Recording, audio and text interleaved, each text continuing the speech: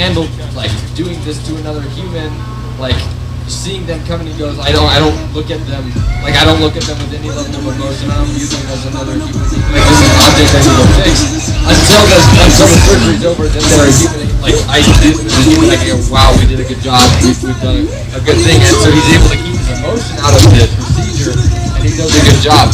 Adding emotion to a procedure like that, you might mess a few things up. And I think you need to view this football game tonight the same way.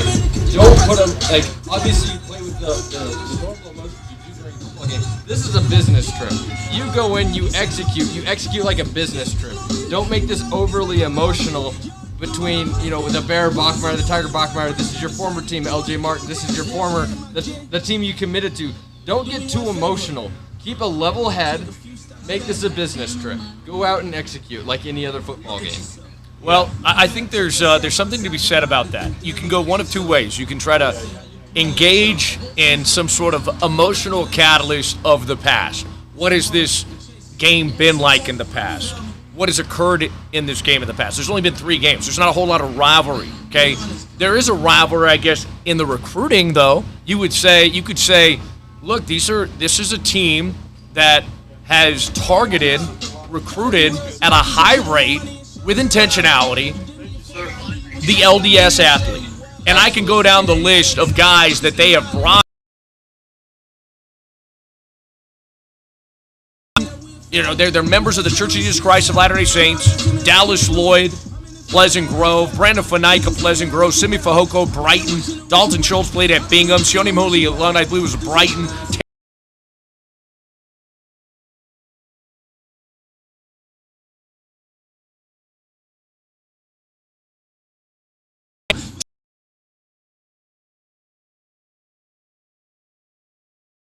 Mission.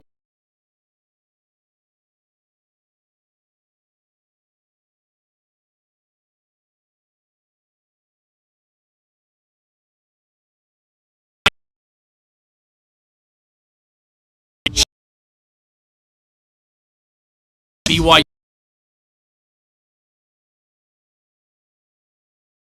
To the former BYU high-level LDS athlete that values education long term. You got to be able to make that pitch. You got to be able to swim.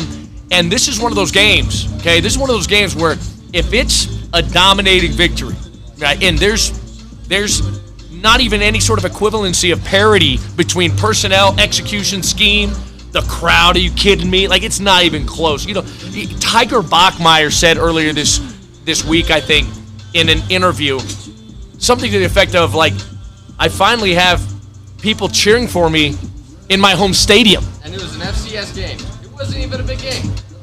No disrespect to Provo State, but that's not a big game. It's just not. It's not a big game. So it's like, you got to be able to make these pitches, these temporal pitches that are, you got to be able to provide the return on investment for a commitment.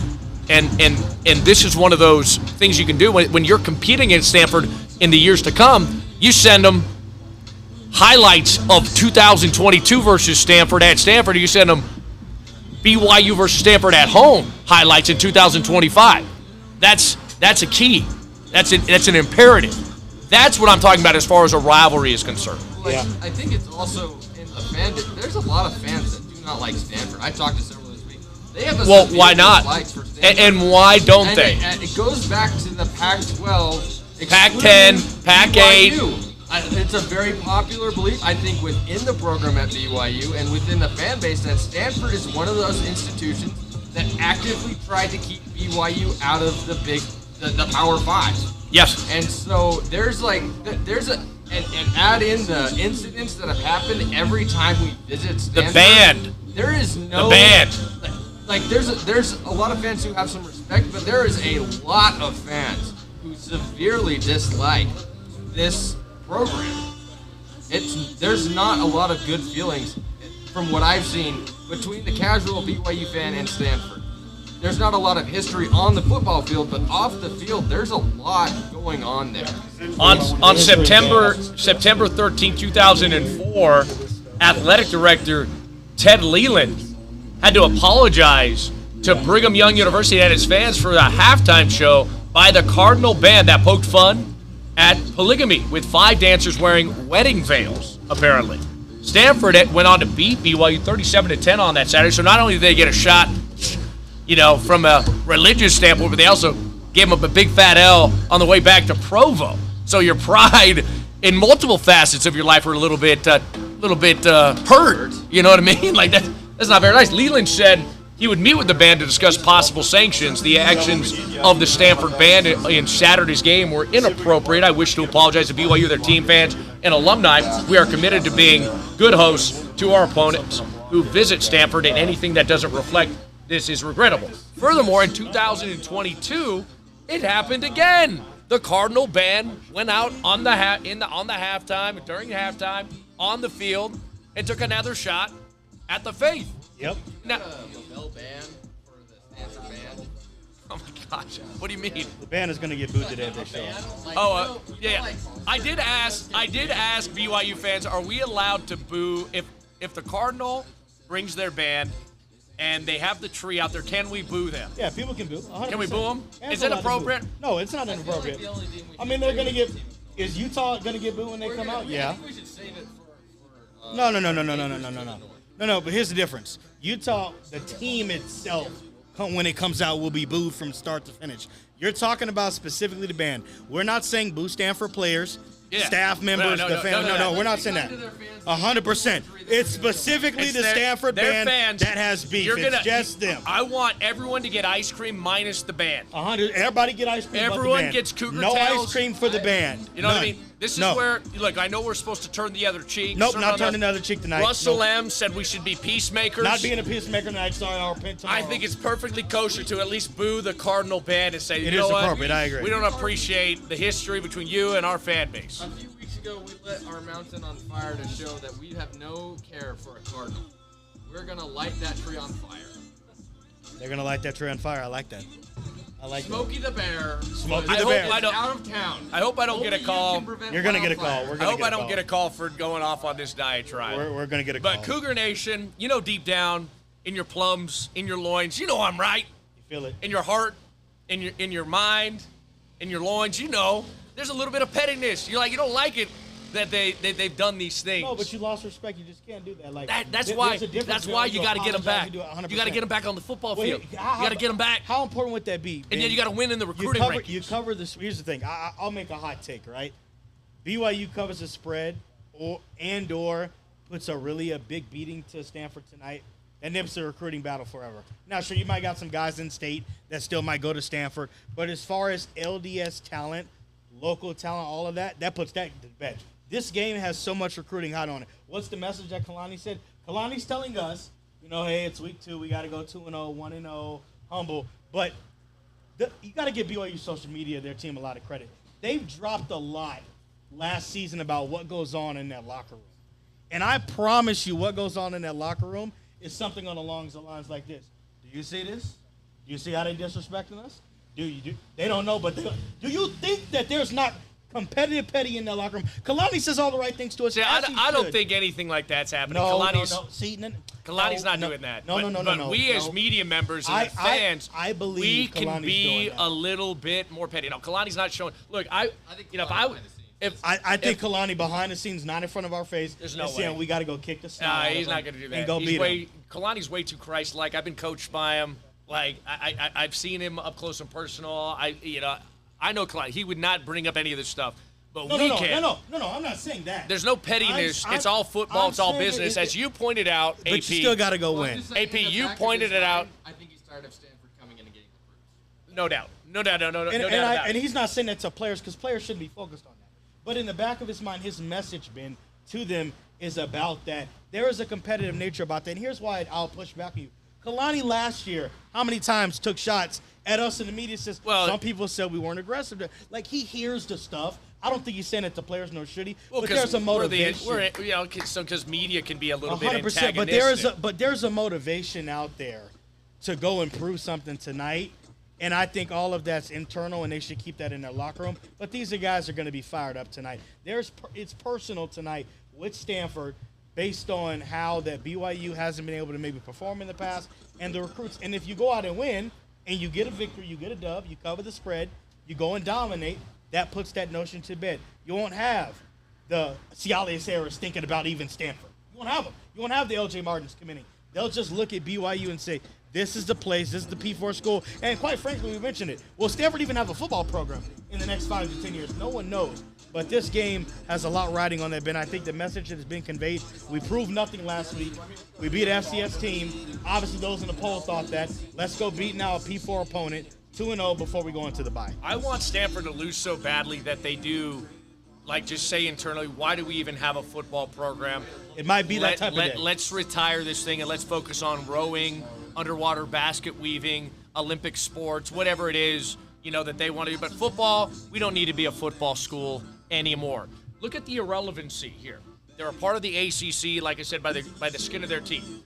3-9 since 2021. 3-9, 2022. 3-9, 2023.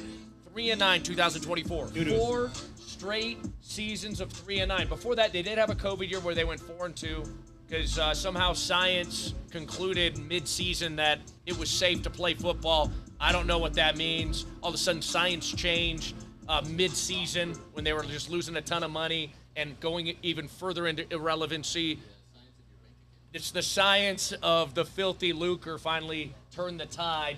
2019, though, 4-8. So, like I said, be the catalyst, okay, to push them off the cliff into irrelevancy, so we don't have to compete against them anymore on the recruiting side of things. One last thing before we go to break, and I pulled this up because I couldn't remember all the details, but Jackson Payne actually wrote a piece about this because he was, I think, at the game. A halftime performance during BYU football's visit to Stanford Saturday night caused a stir on social media for its content lampooning Latter-day Saint beliefs. The Stanford band staged a skit titled Gay Chicken, okay, which involved a pair of women being married to each other, with the officiator using terms and phrases taken from sacred temple ceremonies within the Church of Jesus Christ of Latter-day Saints. That's what happened on the football field by the band. They're officially saying something like, and Get a Lavelle band for the band. I mean, come on, guys. I mean, really. That's how. Look, I know. I know it may be a little bit far-fetched to believe that an entire institution feels completely okay with throwing your religious, sacred beliefs, into kind of this disrespectful theatric, event. But I wouldn't be surprised knowing what has occurred over the last 3-4 decades as BYU football kind of took over. That they became a Cinderella, 80s, 90s, 2000s, right? ESPN loved BYU. And look, Lavelle, everyone loved Lavelle in college football. A lot of the coaches in college football respected and loved Lavelle. But the institutions, the administration, the athletic directors love BYU. The coaches love BYU, right? ESPN loves BYU. But you know who didn't love BYU? All of these institutions of higher learning that, they would cite, this, BYU's or even the Latter-day Saint faith as being prejudiced. And then they would, in turn, say, well, we don't want you a part of our institutions, and we don't want you a part of our conference. And then they would then, in turn, exercise religious bigotry to limit you from getting in. And finally, Texas and Oklahoma left the Big 12 and went over to the SEC, and that opened up the opportunity for BYU and all the best resume in college football as it pertains to the available institutions, athletic departments that were available. They got the call up. Bob Bowlesby called BYU and said, look, we want you, we need you, be a part of our Big 12 family. And Brett Yormark has been happy that happened. Now we got to win against the ACC. Let's do it. Ball out, Brigham. We're going to continue to break down this game. We're live from the Swig, South Swig here in Provo. Come on by, say hello. We're going to get you prepped, get you ready for this BYU Stanford matchup. Just a hop, skip, and a jump away from Lavelle Edwards Stadium. Get a drink at Swig. Get a root beer and a hot dog from our Vanderwelt Ultimate Tailgating crew. Come and talk with us. Get prepped, get ready for this BYU Stanford matchup. We'll take a brief time out. We'll be back. Shout out to Dr. Kirk on the road up here. Travel safe, my friend. Travel safe. And we'll see you. Need my good luck charm to say hello. And also, my tailgating bros from Idaho have come on down. We love and appreciate them. Appreciate them being here. We'll go to break. Don't go anywhere. More to get to. This is Cougar Sports on 103.9, 98.3 ESPN The Fan. Guys, come hang out, bro. Good to see you guys.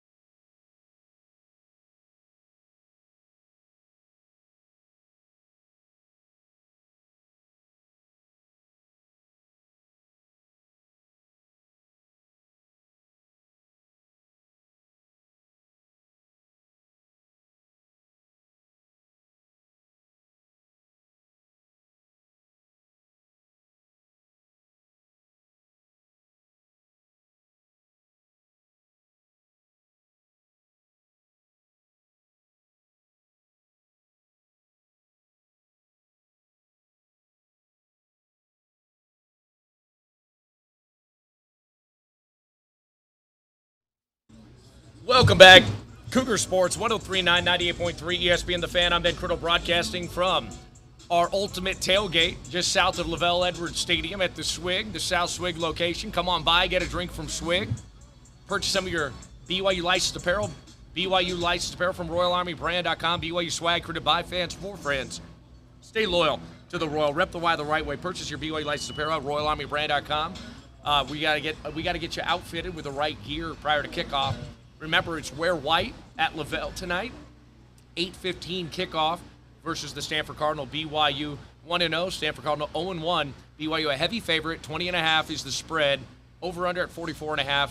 And I think most of the pundits, analysts out there, experts, the college football insiders, believe there is going to be a convincing victory experience in Provo tonight. I hope so. I really do. Get me out in front of this BYU Cougar football team to tell them a story about how important this game is, not only for this season, but for seasons to come and recruiting to come, and just the history of BYU and Stanford. Like, let me tell them a story all about how BYU Cougar football's world got flipped upside down. I'd like to take a minute, just sit right there. I'm going to tell you how BYU got stiff-armed from joining the Pac-8, Pac-12, Pac-10, okay? And that's what I went into in the prior segment. But shout out to all of our sponsors. Can't do our show without our sponsors.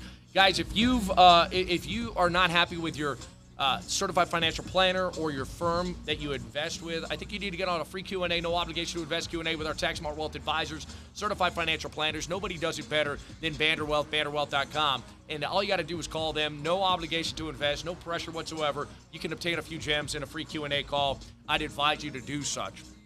Also, shout out to our good friends over at OrthoPros of Utah and American Fork. We distribute orthopedic and sports medicine supplies. If you got an offensive or defensive lineman right now that's pushing through the season, trying to stay healthy throughout the long and arduous high school football season, let's get some biomechanical supports on them, braces, knee braces, ankle braces, wrist braces, elbow sleeves, etc. We want to aid them and support them and make sure that they're staying healthy. The best offensive lines, the best defensive lines win championships. You've got to win that trench warfare, but you can't do it unless you're healthy and strong. We can bill out to your insurance, or you can utilize an HSA FSA card. Ronald, the three-man weaver by my side. Andrew Peterson also in the house. Shout out to Vic Cram and Zach Attack Robinson behind the glass. We got Sean Walker going to be showing up here shortly of KSL.com. And also repping his Utah Hockey Club. Always neutral, but always a fan of the sports here in the state of Utah. Let me break down a few things here as it pertains to this BYU-Stanford matchup. BYU and Stanford are meeting for the fourth time in the series. The Cardinal leads 2-1, with the Cougars getting their first win in the last meeting in 2022. BYU won 35-26 behind 358 rushing yards in that game, including 164 from running back Chris Brooks. He balled out in that game. It was tremendous. Quarterback Jaron Hall threw 2 touchdowns en route to the victory on the road. The last time the two schools met in Provo was 2003. Stanford won 18-14 in what was BYU quarterback John Beck's first start as a true freshman. That's pretty crazy to think about that. And the supporting cast around John was not nearly what the supporting cast is surrounding Hank Bachmire. Okay, the depth, the talent.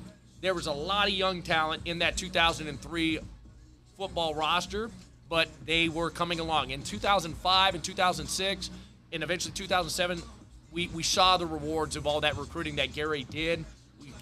Big Cougar roar to Gary Croton as he was rebuilding after the 2001 season. And,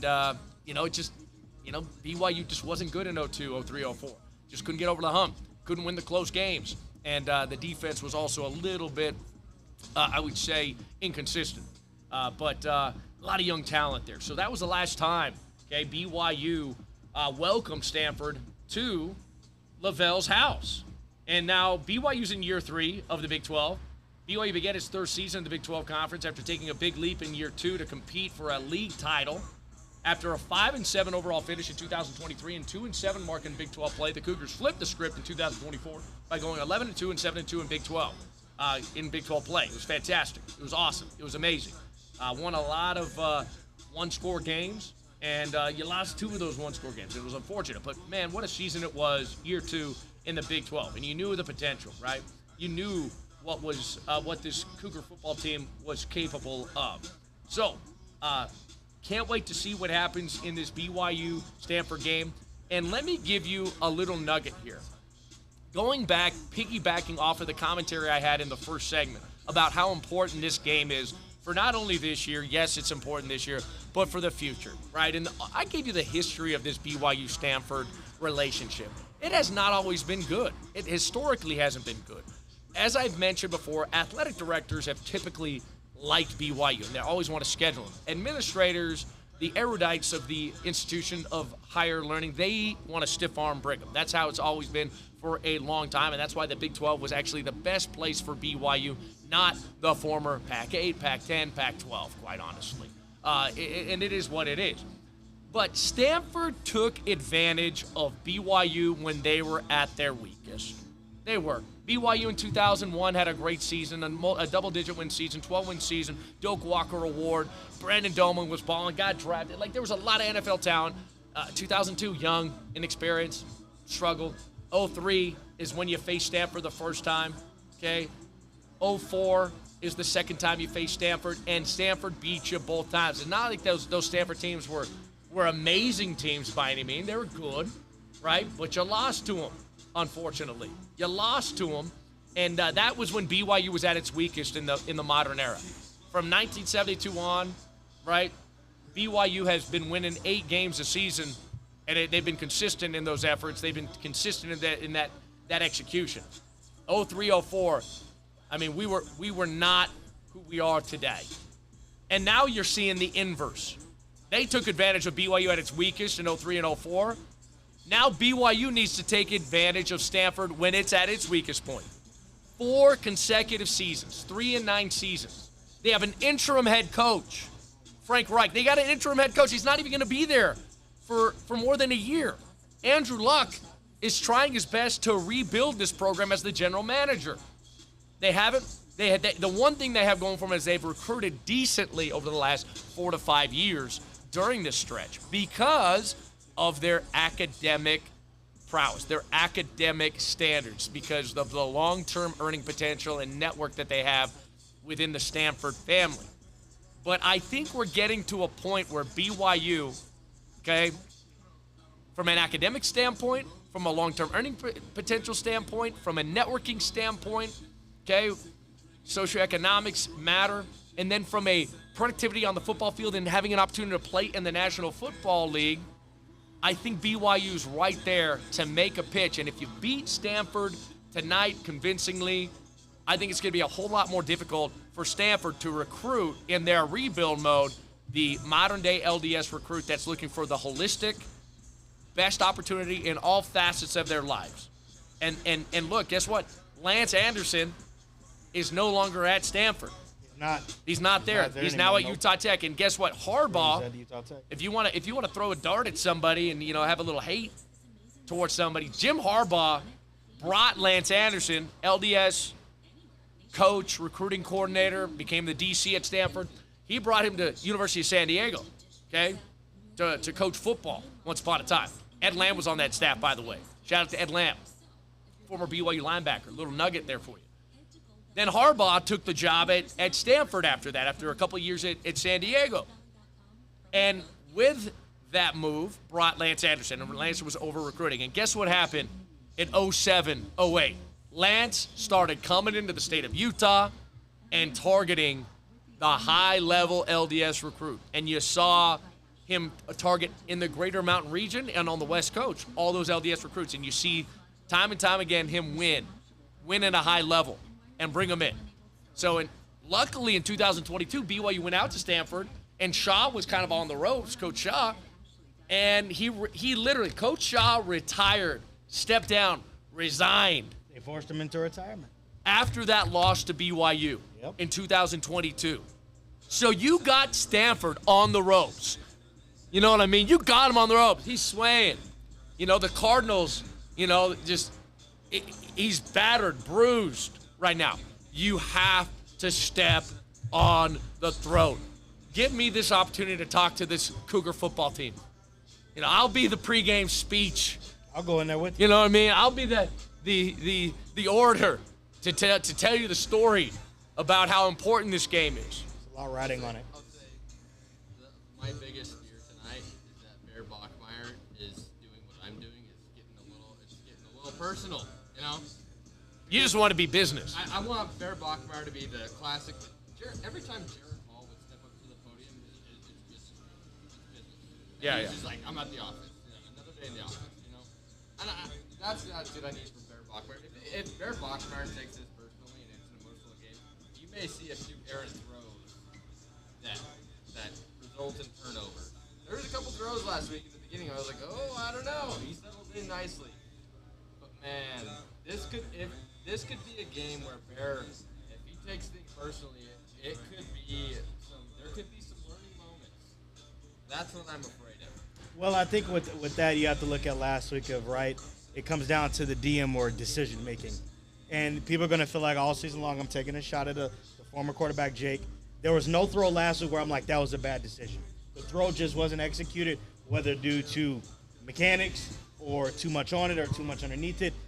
That's where I think your point could be true, that if he makes bad decisions. I didn't see Bear make a bad decision last week. I just didn't see him execute a throw. And I think that's what gets you in trouble in these games that could be personal, is if you start to make bad decisions. He didn't throw in triple coverage. He didn't throw where he didn't need to throw. He took the right moments. He took the right shots. It's just, can he make that? But that's on his mind for sure. He knows he's going to get asked that question in the postgame bin. If they win, he knows that Tiger's going to get asked that. There's nothing doubt about it. And I think BYU knows that too, right? And this will tell me what everything I need to know if it's a little bit personal. If I see a heavy dosage of Tiger Bachmire tonight, that will tell me a lot of what I need to know in regards if it's personal. Because you got Chase on the case, you got Parker, you got JoJo. I don't think there's anything that you can't look at the roster. The roster itself is not going to have anything personal to say. No. I mean, Bear and Tiger, maybe, but they had a great experience. They said nothing but great things about Stanford, 100%. their experience. So there's no bad blood between. No, but there's a competitive nature like, I want to be my former team. Yeah, I get that. I don't think there's any bad blood between I'm not the saying there's bad blood. The BYU roster and the Stanford roster, or anyone associated with it. I think that's why you got to tell the story. You got to be willing and capable to tell the story. And I think for fans, they realize it because, they keep track of these things. Whereas in the roster and even the coaching staff to a certain degree, who would tell the story, who has a little bit of like this petty Kyle Whittingham feel to him? Jay Hill. Jay Hill, no doubt. So Jay made an interesting comment to me at the golf tournament. I know where you're going with this offseason, okay? Like, I was talking to him about what would you say? It was at the end of the interview. What would you say? Words of advice to the fan base? How can they get involved? Anything. I just left it open-ended. He said, these guys that leave BYU, you follow them on Twitter. Like, when they're getting recruited, great. Follow them, like them, retweet them. Love them up. Love them up. When they leave BYU, drop them. Toot it and boot it. He literally said that. He said drop them. Drop them. He said drop them. Do not follow them. Nope. Do not like their tweets. Nope. Not once a Cougar, always a Cougar. Like, he didn't say that, but like in essence. He didn't say that, but he said that. In essence. That's what I'm saying. But like, and I think, you can go one of two ways with it. I do think there's reasons why guys transfer. There's reason why young men don't come to BYU the first go around, but they sometimes come around the second time. Had you been a little bit petty when Puka went to Washington, do you get them back, right? Or do you kind of keep those that communication open? Do you have some? Do you keep it amiable? Do you keep it amiable? But the fans, hey, cut it off. Don't follow. So I think Jay is a little bit more petty in that regard and may tell that story. Well, to your point with telling a story, it's like a couple times when BYU would play Wyoming the last few times, you had to tell a story because there's a history between the two programs, but it's been so long that nobody remembers. No one on the roster remembers. I mean, Ben knows because Ben played him when it was personal in the Mountain West. But and I'll just say that I have a deep dislike for one. Probably. Most of the players don't know any history behind any of these teams. Let's say grew up a particular fan of a particular team, right? There's certain programs that when they come in, there's just been so much time between what's happened between the two programs that you need to tell a little story to get a little bit of just kind of get them riled up a little bit. Not so much that they lose focus, but you need them to be fired up. Yeah, I agree. Earlier this week, in preparation here for this Stanford matchup, Stanford head coach Frank Reich said, this is a good football program. I think they do it right. They do a good job of recruiting the players that they have that fit their schemes. So we have a lot of respect for them. Kalani said this about his team in Stanford Week. Those guys know how to get a team ready. There's good talent on that team. We respect them. We recruited a bunch of those guys too. We have to make sure that we're on top of our game when it comes to getting ready for this one. And so, yeah, I think that's an intriguing point here. Kalani's like, we recruited a bunch of those guys that are on the roster. So once again, the importance of this game is as much, on the field as it is off the field in order to secure that pipeline of high academic, high achievers off the field. The families that think that Stanford provides a better foundational platform for long-term earning potential and education. Okay? It shouldn't anymore. You got to be able to make that pitch, and you can do that by seeding also the doubt of wow, look at how far Stanford's football program is from being a BYU football program. A 21-point victory, a dominating victory tonight, just allows for more leverage when you're making that pitch. Hey, let's pull up 2022 and 2025 film of this BYU Stanford game. When you're recruiting for the 2027 class, the 2028 class, etc. And I would love to continue to schedule Stanford because that's an easy P4 dub as long as they are in the ACC and they're traveling and they're geographically just in the void. They're geographically in purgatory. They are. They're in P4 purgatory. They're really not a part of the ACC. They are, maybe, but I don't even know if they're getting a full share of media rights. I don't know if they are. They have to be bleeding everywhere.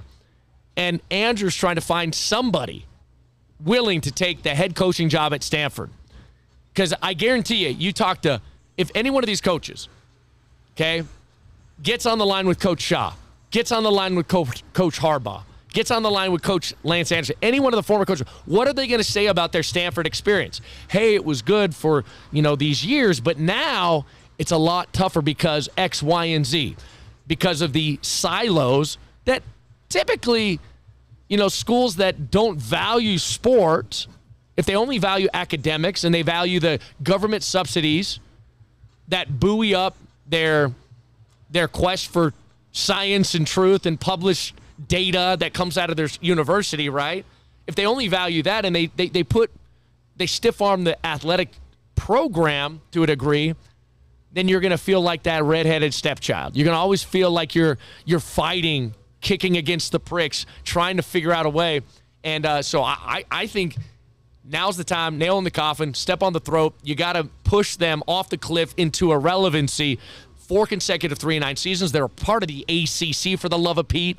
They have an interim head coach, Frank Reich, who's gone after this year most likely. Andrew Luck is trying to call people all the time, trying to acquire good coaching talent. Can he do it?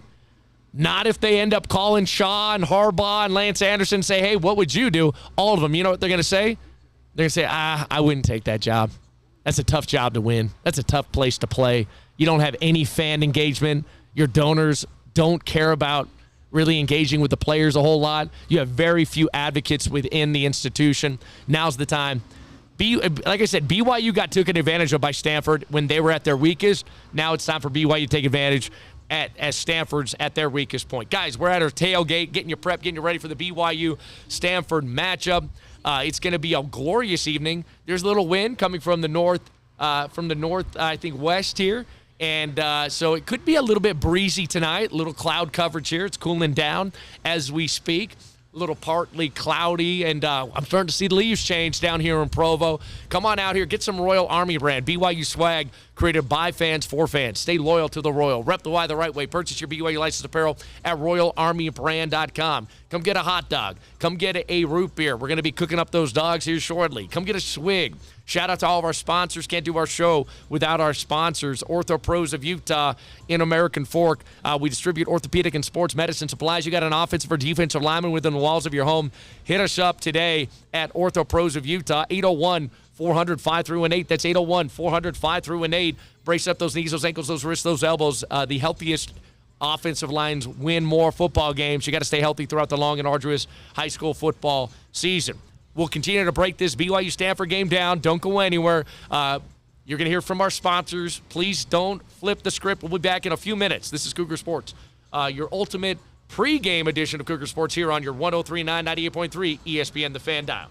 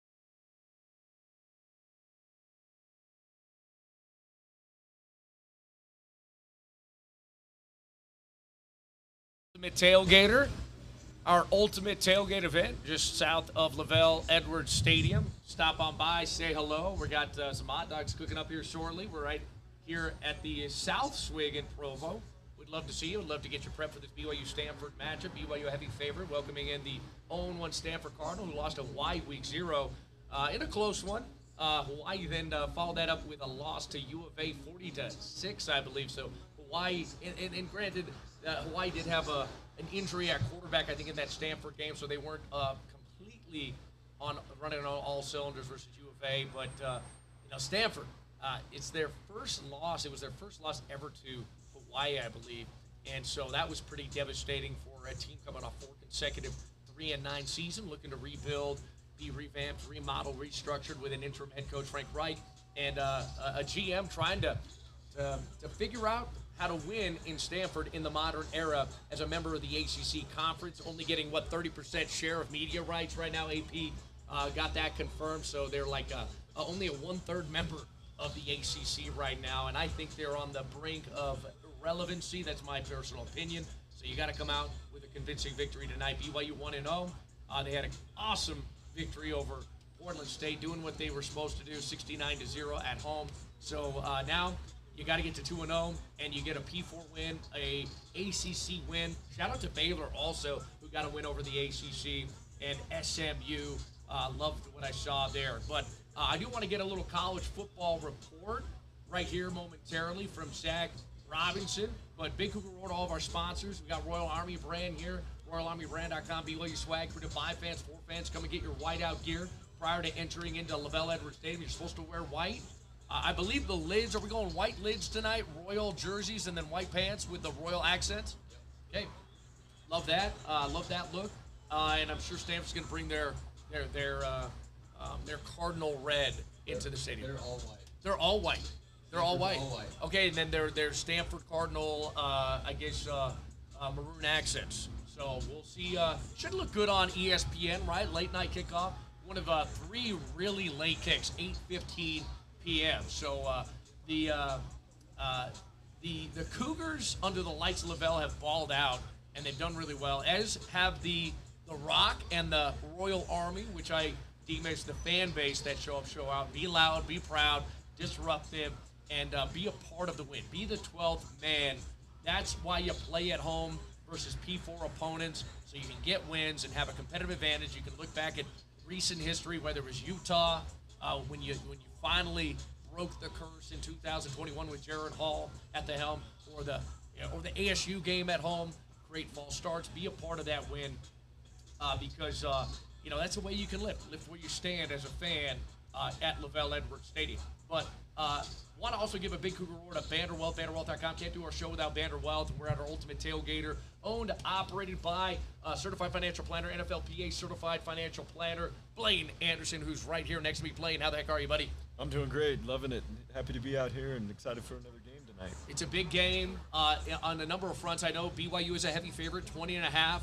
I think the over-under is at 44.5, but and FPI I think gives BYU like a 90%, 89.2% chance of victory, something like that. SP Plus, Bill Conley of ESPN said that he'd be surprised if it's not a bigger win than 21 points. If it's less than 21 points, he'll be surprised. And so we're coming in confident as media members, as fans, and you hope BYU's football team is as well. But man, it's going to be. It's going to be a much tougher game than what we experienced versus Portland State, no doubt about it. Oh, yeah, absolutely. And I love the backstory behind this, too, going up against Stanford with the Bachmire brothers coming from there. Hopefully we get to see a little bit more of Bear tonight, see the arsenal, see what he can do, see more of what this team is about. You mentioned it earlier. This is a big opportunity for Stanford. I mean, if they could come out and play tough and play big, so we got to be ready. I like our chances. I know we've talked a lot about covering and not covering. I like our chances to cover again, but great storyline with this as well.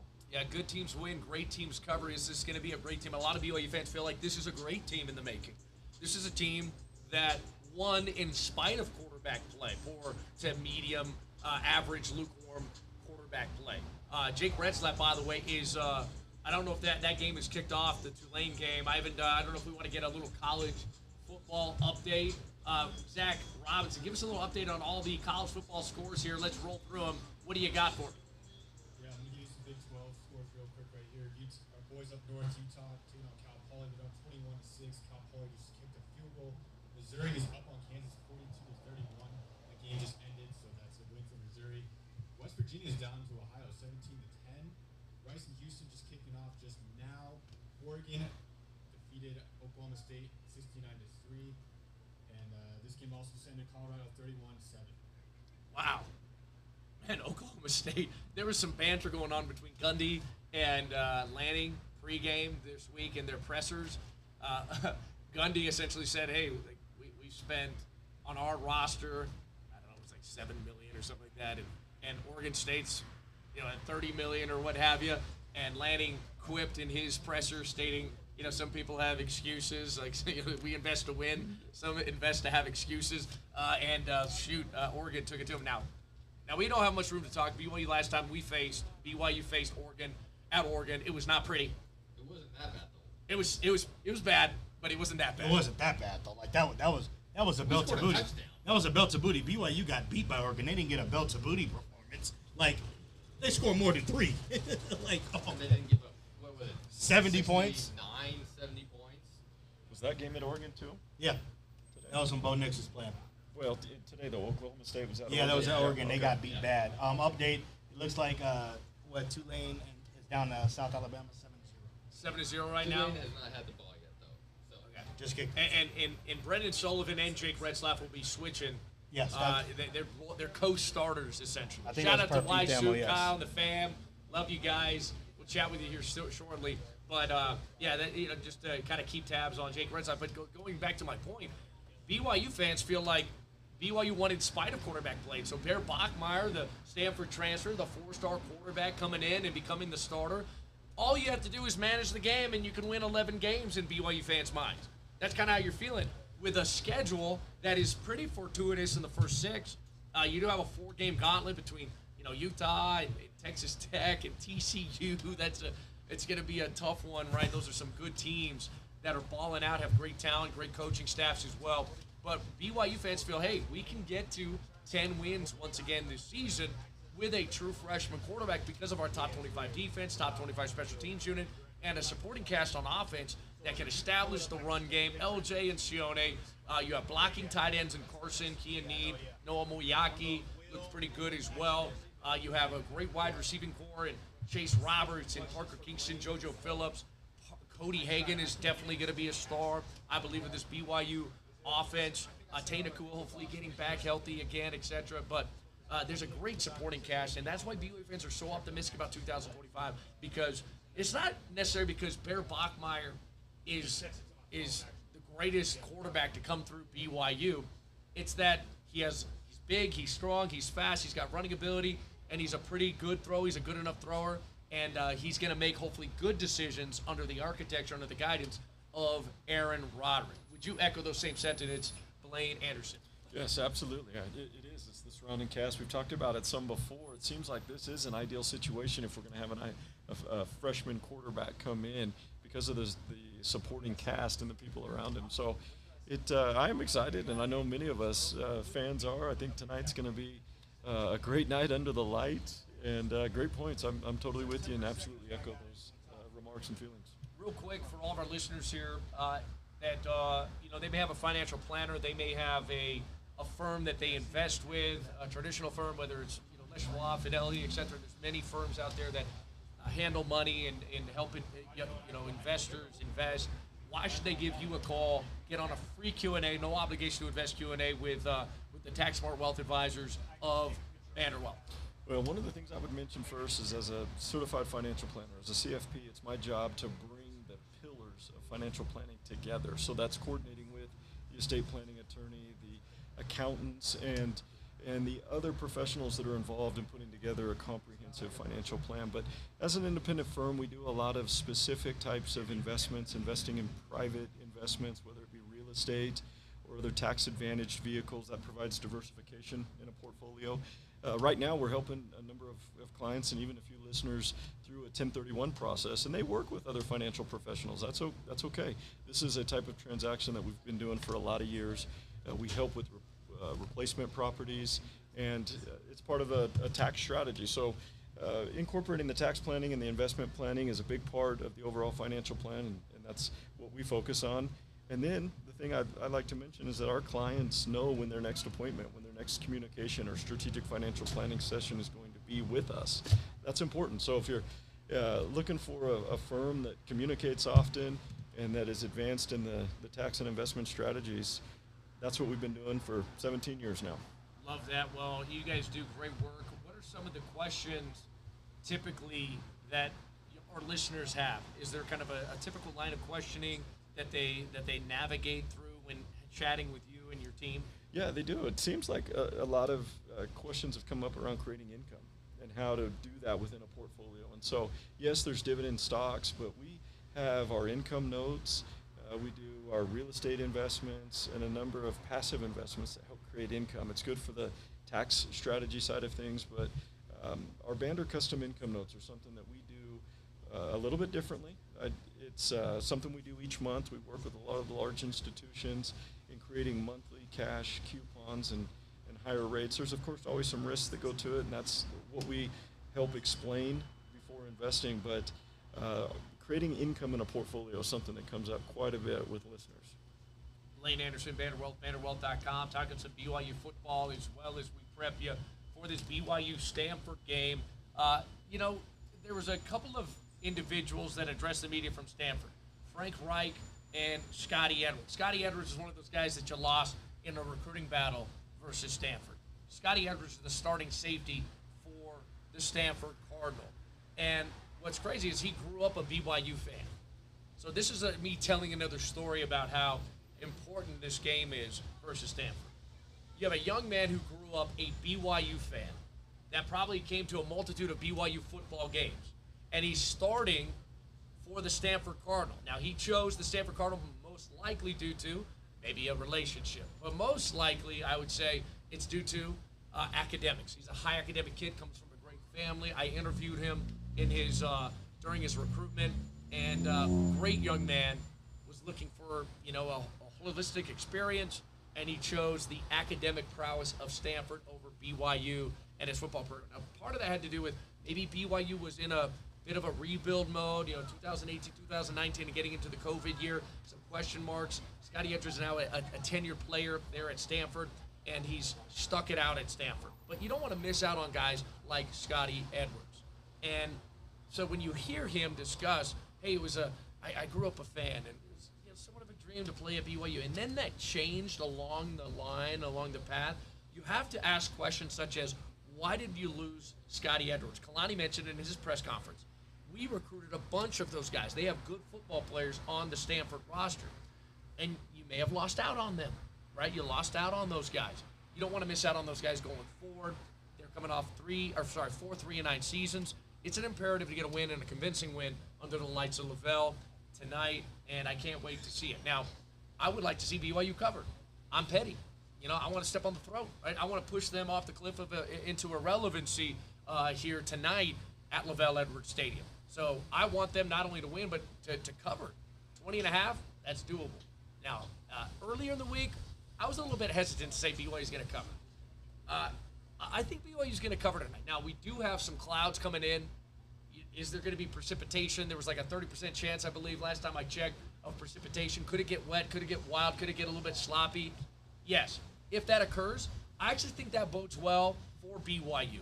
BYU almost tallied 500 yards of rushing versus Portland State. That's a lot of yards rushing. A-Rod has been adamant all fall camp that this team is going to be able to run the football. In fact, he had one of those chuckles of I got to convince you guys about how good our rush attack can be.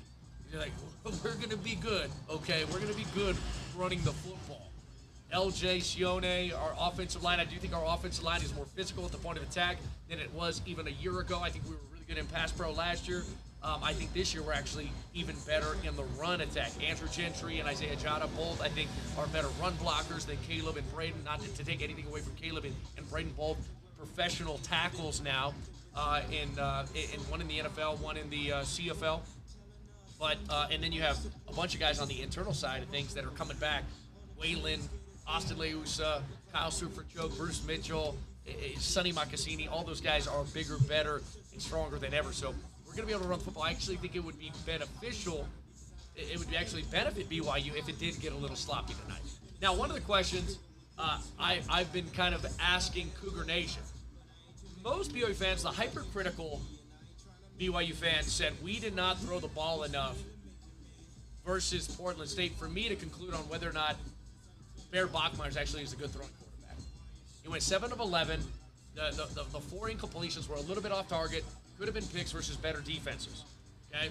So they were good decisions for A-Rod, but they were all kind of sort of bad balls to a degree. Not completely off mark, but they just weren't as accurate as the tenured, loyal, strong, and true BYU fan is accustomed to from quarterback player. The bar is pretty high as it relates to quarterback play. And so, how many throws do you think Bear Bachmire gets tonight? Let's talk metrics with Vanderwelt, Vanderwelt.com. How many throws? They got 11 throws. He got 11 throws versus Portland State, and that was just in one half. Yeah. He's going to play the entirety of this game. How many throws do you think Bear Bachmire gets under the lights of LaBelle tonight? Well, so we had 11 in the first half last week. He's got to have it in at least. We need at least 20, 22. Gotta have 20, baby. Yeah, if we're going to play it true, at least 20. But I'd love to see 25. I mean, I can see where some of those comments come from about the game last week. I mean, it was a great game, a lot of points. But I would love to see more of Bachmire, see more of what kind of passer he is, what kind of quarterback he is. So hopefully we get to see more of that tonight. If he plays more, we got to at least count on twice as many throws. So 22 is where we need to be. I'd like to see more than that. It'd be fun to watch. Yeah, look, and Bear did tote a lot. I mean, there was a few times where he just tucked and ran, and he showed his ability to run. He can boot, scoot, and boogie. Yeah. And then he looked like the flying B-47 bomber jumping into the end zone for the tutty. Looked really dynamic with the ball in his hands. You could see a little bit more Bear Bachmire in the run game tonight than you did even versus Portland State. Oh, yeah, absolutely. That game against Portland State was probably as good as we could hope for, certainly by the score, but even for him, he got comfortable first time playing with a crowd and LES, got some throws, got some touchdowns, but tonight I'm sure we're going to see a lot more. Yes, indeed. Also, as a side note here, we were discussing recruiting and winning in recruiting. Hunter Clegg was originally committed to Stanford before retracting his commitment, ended up at Utah, and then he served his mission, came back, and he thought, BYU's actually the better place for him. I interviewed him earlier in fall camp, and he kind of told me the story about how that all occurred. And so, look, that type of high-level young man who was at OE3, defensive end 3, and now has moved up to the second OE behind Logan Latui. Like, you could have missed out on Hunter Clegg. Wow. It was a battle between Stanford, Utah, BYU, and ultimately BYU was the third team at that time. Now that BYU's in the P4, now that they have, they've always had a great education, they have great NIL opportunities. Those are the guys that you're going to continue to get if you continue to win on the football field, in my opinion. To get individuals is looking for the holistic experience that BYU can provide for you. All right, guys, we're going to take a brief time out. Appreciate Blaine Anderson and his crew setting us up with the ultimate tailgater. Come in, watch some college football games, stay up to date on everything that's cooking here with the Cougars. Get a swig, get some Royal Army branded gear, BYU swag, created by fans, for fans. Stay loyal to the Royal. Rep the Y the right way. Purchase all your BYU licensed apparel at RoyalArmyBrand.com, and make sure you get on a free Q&A with Blaine Anderson and his crew. We're getting towards the end of the year. Tax season is right around the corner. You can save money on your taxes if you do it the right way. You work in coalition in conjunction with all of their CPAs that they invest with you. Then you're going to aid them and support them and align with them, their accountants, in order to save them money on their taxes at the end of the year. Yeah, just yesterday I had a conversation with the client's accountant, and we walked through a few different strategies. And those types of conversations are so efficient for clients. And we know it's not what you make, it's what you keep. The largest bill that our clients are going to pay during retirement is their tax bill. And so to me, this is one of those core essential planning items, is to have your professionals communicate. That's an intentional approach that we take, is to work as tax smart wealth advisors and alongside clients and professionals. But then also we bring a lot of things to the table when it comes to tax advantage strategies. And it's an important part of comprehensive financial planning. So thanks, Ben, for having me on. Tonight we're looking to make deposits in the memory bank. We talk to clients about doing that all the time. Come by, Make have some a hot memories, dog, baby. make a memory. Yeah, we've got root beer over here. Have a root beer with us and catch up for a few minutes. We'd love to say hi. Love it. Blaine Anderson, get on a free Q&A with him and his crew. Let's take a brief time out. You'll hear a word from our sponsors, and we'll come back with more BYU versus Stanford talk. Get your prep, get you ready for this game. Game 2 of the 2025 season. Can BYU move to 2-0 with a win over a P4 opponent, an ACC foe? Baylor was able to do it versus SMU. BYU is a better football team and better football program than Stanford. Can they prove it tonight under the lights of Lavelle? We'll continue to discuss. This is your Utah ESPN Radio Network. You're listening to Cougar Sports here on 103.9, 98.3 ESPN, The Fan.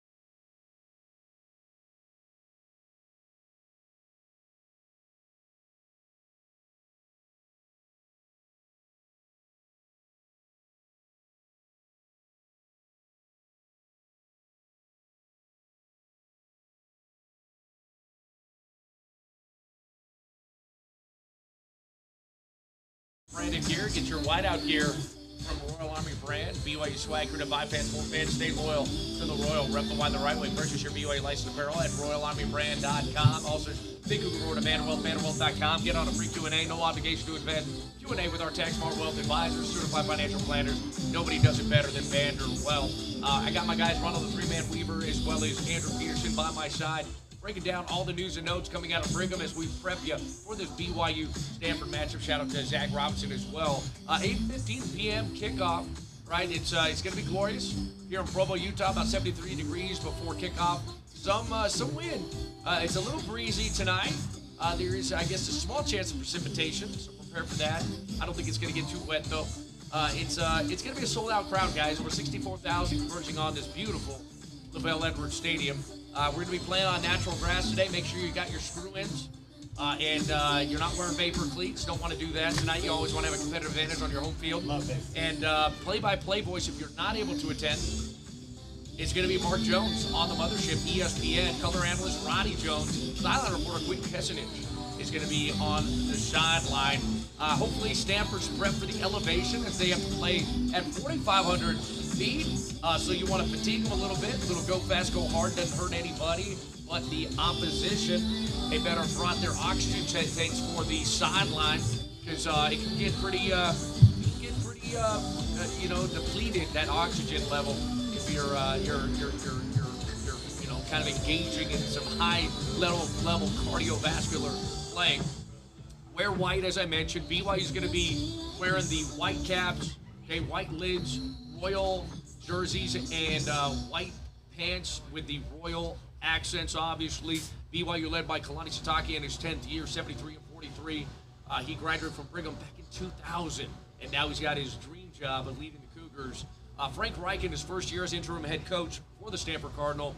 His career record, though, as a coach in the National Football League, 41 and 43, so hovering around 500. His record at Stanford as an interim head coach, 0-1. We're going to hear from Frank Reich here momentarily. BYU a 20.5-point favorite, and the over-under set at 44.5. Guys, you picking the over or the under, by the way?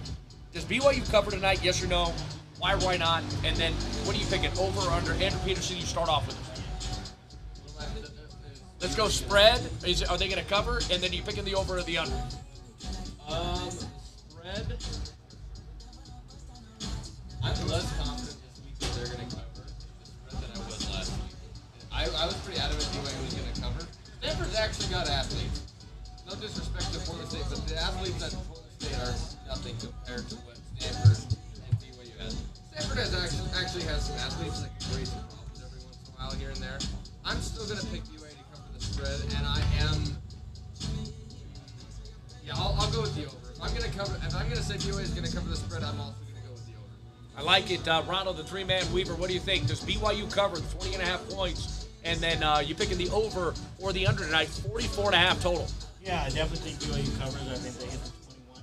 It could be worse, but I'll go right at 21 even though it's over. And yeah, because of that, I think you will cover the spread. I don't think BYU is going to just put up 21 points tonight, Ben. I think it'll be close in the first half. You can see a 14-3, 10-3 type game, and then BYU close away in the second. I don't know if Stanford will score more than 10 or 13 points tonight, but I'm going to pick the over for sure because I think BYU can put up about 35 to 41 points in this game. The only thing that concerns me, if I'm going to try to make a case for Stanford football, is there's two things. Number one, they're coming off a bye week after a loss. I would have actually liked them to win that first game over Hawaii for a number of different reasons, right? Because you want them to come in and have confidence as they enter into LaVell Edwards Stadium. You don't want them to have a little bit of a chip on their shoulder and kind of have that sense of urgency about survival mode coming off a bye week. So those two things, I would rather not have them come off a bye week to prep and get ready for BYU. Allocating 2 weeks of preparation, not the ideal thing for BYU. But in the same note, BYU played Portland State, the worst team in college football. I hope they did look a little bit ahead in their preparation, at least during fall camp, as they were looking at Stanford Cardinal. Now, what's good for BYU is I think that Bear Bachmire and Tiger Bachmire are very smart human beings. And they know the personnel well, and they knew the scheme pretty well coming out of spring ball with Frank Reich and his staff. So any information, competitive information that they can provide to A-Rod, Kalani, and Jay Hill, it's a boon. There's a reason why Bear Bachmire, one of the reasons why Bear Bachmire is the starting quarterback. The schedule is a big key there. McKay Hillstead and Tracy Morgay had pretty good fall camps as well. I don't think it was just absurdly lopsided that Bear Bachmire was outperforming those two guys. But what Bear did provide was higher upside, maybe a slightly better running ability, more physical running ability, and he had a little bit of familiarity with Stanford week 2. And if you're going to start a true freshman, you want to do it on the front end of this schedule, not the back end, right? Like, you're not going to insert Bear Bachmire heading into the Utah game. Going to Utah, buddy. Go ahead, take this game. So you got to do it from jump. And then the other, looking good, guys, repping the Royal Army brand gear. Love that. Looking good, feeling good, playing good. Shout out to the fans showing up, showing out. Also, the other thing I would say is the talent that Clay at Stanford is good. It's good. Over the last 6 years, their recruiting ranking, composite for 247, it averages out in the top 40, top 35. It's not bad. That's good. It's good. That's good. It's real good. It's muy bien, as they say in Espanol. You know what I mean? Muito bien. I don't know if that's actually Portuguese. But anyway, I'm serious. Like, they have good clay there. And they typically have good retention. So most of the clay has been retained. So that's the other component I'm looking at. But let's get to know the foe through the eyes, the voice of Frank Reich. He addressed the media. We'll read between the lines a little bit. Head coach of the Stanford Cardinal earlier this week, pontificating on coming to Provo under the lights of Lavelle.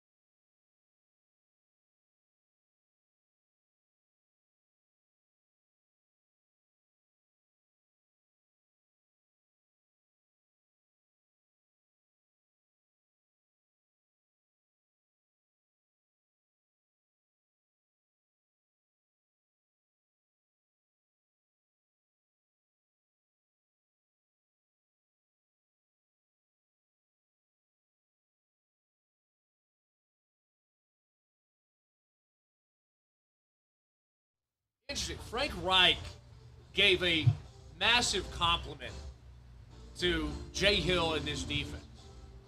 He stated, like, they are utilizing NFL schemes, multiple fronts, pressures, blitzes, coverages. Look, we already know that Jay Hill's a great DC, and we know that the talent that he has coached up and inserted in the position mastery is fantastic.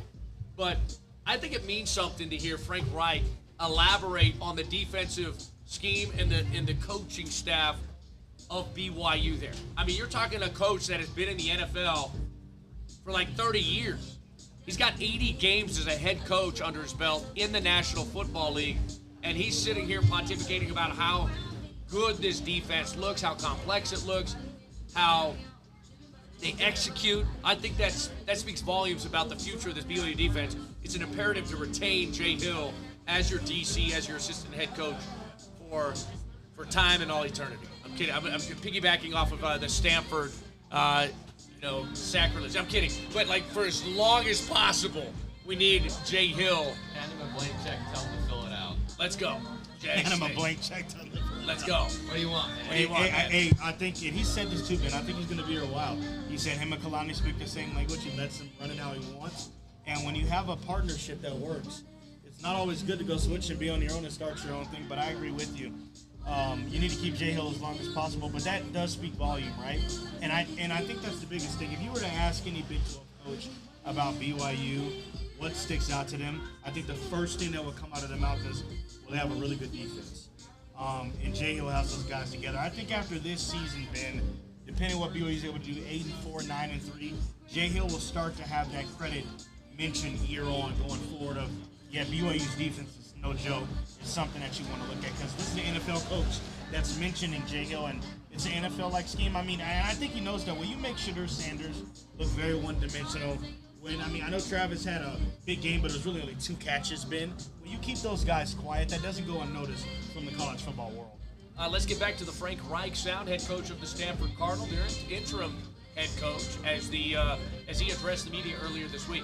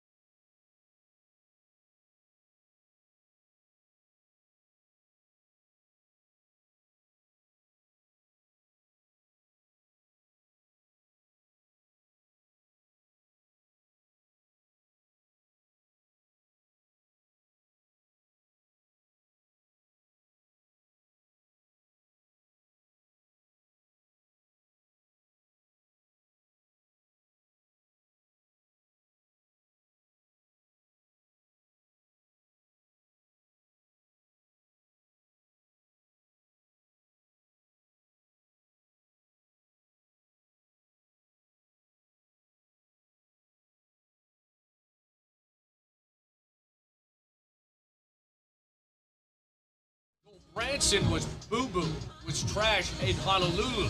He was not good at all. He was doo-doo. Like, he was a bad quarterback.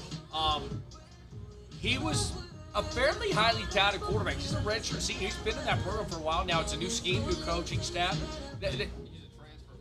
That's right. He's a transfer, right? That's 6-year quarterback. 6-year quarterback. He's been around college football. Been around college football.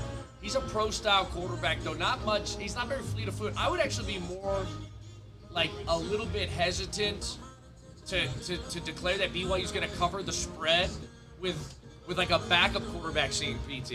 Like the Oklahoma State situation with Rangel last year. That was crazy. Right, like coming in and running a ton of RPO and zone read, and he was a dual threat quarterback that was scampering. And honestly, that game could have got out of hand, and BYU could have lost that game had Tanner Wall not tracked Rangel from behind and injured him, quite honestly, in the middle of that game. Yeah. On the other hand, BYU did play they played a lot of quarterbacks they were not expecting to see. UCF, that quarterback was not supposed to play at all last year. It was going to be KJ Jefferson show. I don't remember. Was it Dupree?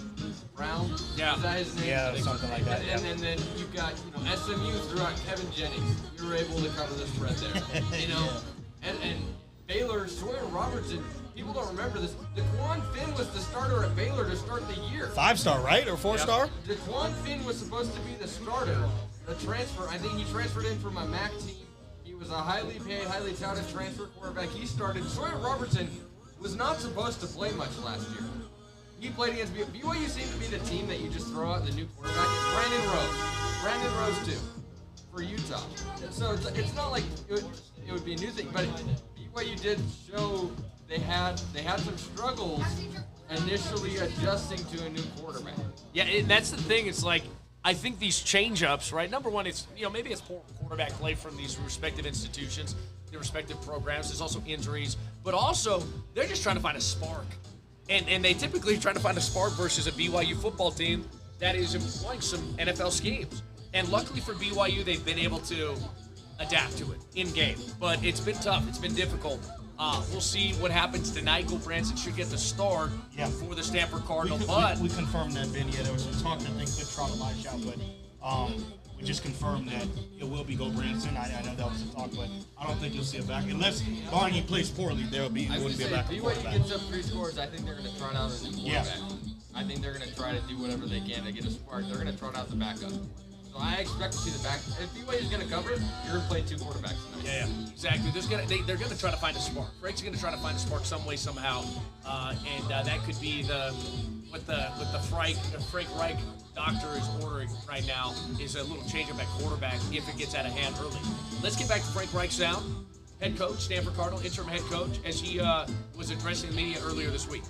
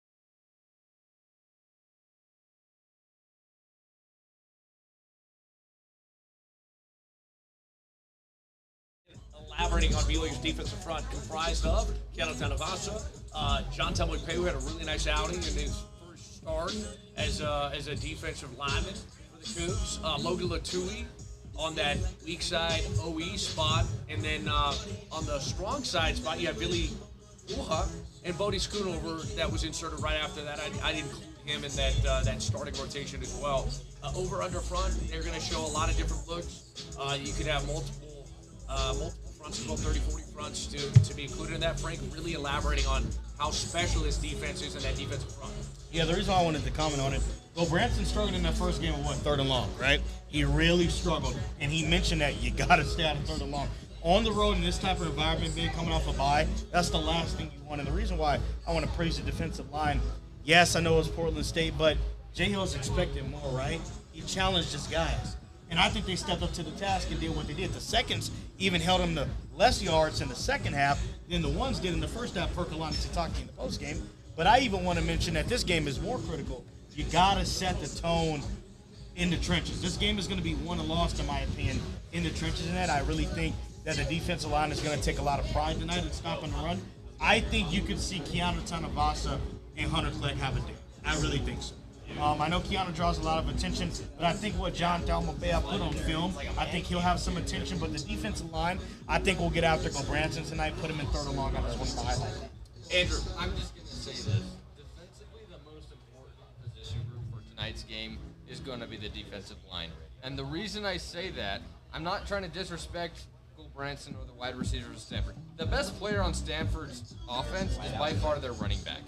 Micah Ford is nice. He's a good player. Good player. If Stanford's going to make this a game, it's going to be through Micah Ford. It's going to be through him running the ball down your throat. They're going to try to number one, they're going to try to run the ball so that there's limited possessions for BYU, and they're going to try to wear down that defensive line. If the defensive line can keep Micah Ford in check, BYU wins this game. That's the defensive key for me. It's going to start and end at the defensive line. And Ben, not just that, we got a couple of injury updates as well. You got Joe Anthony Hall, that wide receiver from Littleton, and then Jordan Onevu. Those guys are out. So you force Micah Ford to have a short game, force Go Branson to throw the ball. Yep. They're thin at wide receiver too. Scotty Edwards and Colin Wright are healthy this week for the Stanford Cardinal.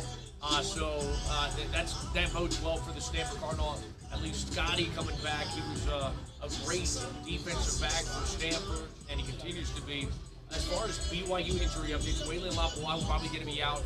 Tate Nakua, questionable to out. Reggie Frischnet, it will be a game-time decision. Any other injuries that we should be made aware of? Anybody else that we're concerned about? Anybody else go down to injury? There's been some question marks around, the linebacking core. How healthy are certain guys? I saw Shea Bryant's father get a little bit dinged up last week in the game. You wonder, okay, is he going to be ready to go to back up Ciali Sarah? Will we have to employ Max Alford this week? You're going to have to delve into the depth. There's no ifs, ands, or buts about it. And so hopefully BYU's front seven is built to stop the run in Michael Ford. If you do that, make this team one-dimensional. Cole Branson is not, in my opinion, a good enough quarterback to really hurt you on the back end. So we'll continue to break this down, guys. We're at our ultimate tailgate event. Stop on by. Come and get your BYU licensed apparel from RoyalArmyBrand.com. BYU swag for the Buy fans, for fans. Stay loyal to the Royal. Rep the Y the right way. Purchase all your BYU licensed apparel at RoyalArmyBrand.com. The best BYU licensed apparel in the business. Also, come and get a hot dog. Come and get some root beer from our Vander Wealth crew, the ultimate tailgate crew. We're feeding you. Want to get you prepped, get you ready for this BYU Cougar football game. Grab a Swig. We're at the Swig location just south of Lavelle Edwards Stadium. Stop on by, say hello. Let's talk some ball. Big Cougar Road, all of our sponsors. Can't do our show without our sponsors. We're going to take a brief time out. We'll be back, though. Don't go anywhere. Get you prepped. Get you ready for this BYU-Stanford matchup here on your Utah ESPN Radio Network, 103.9, 98.3 ESPN The Fan.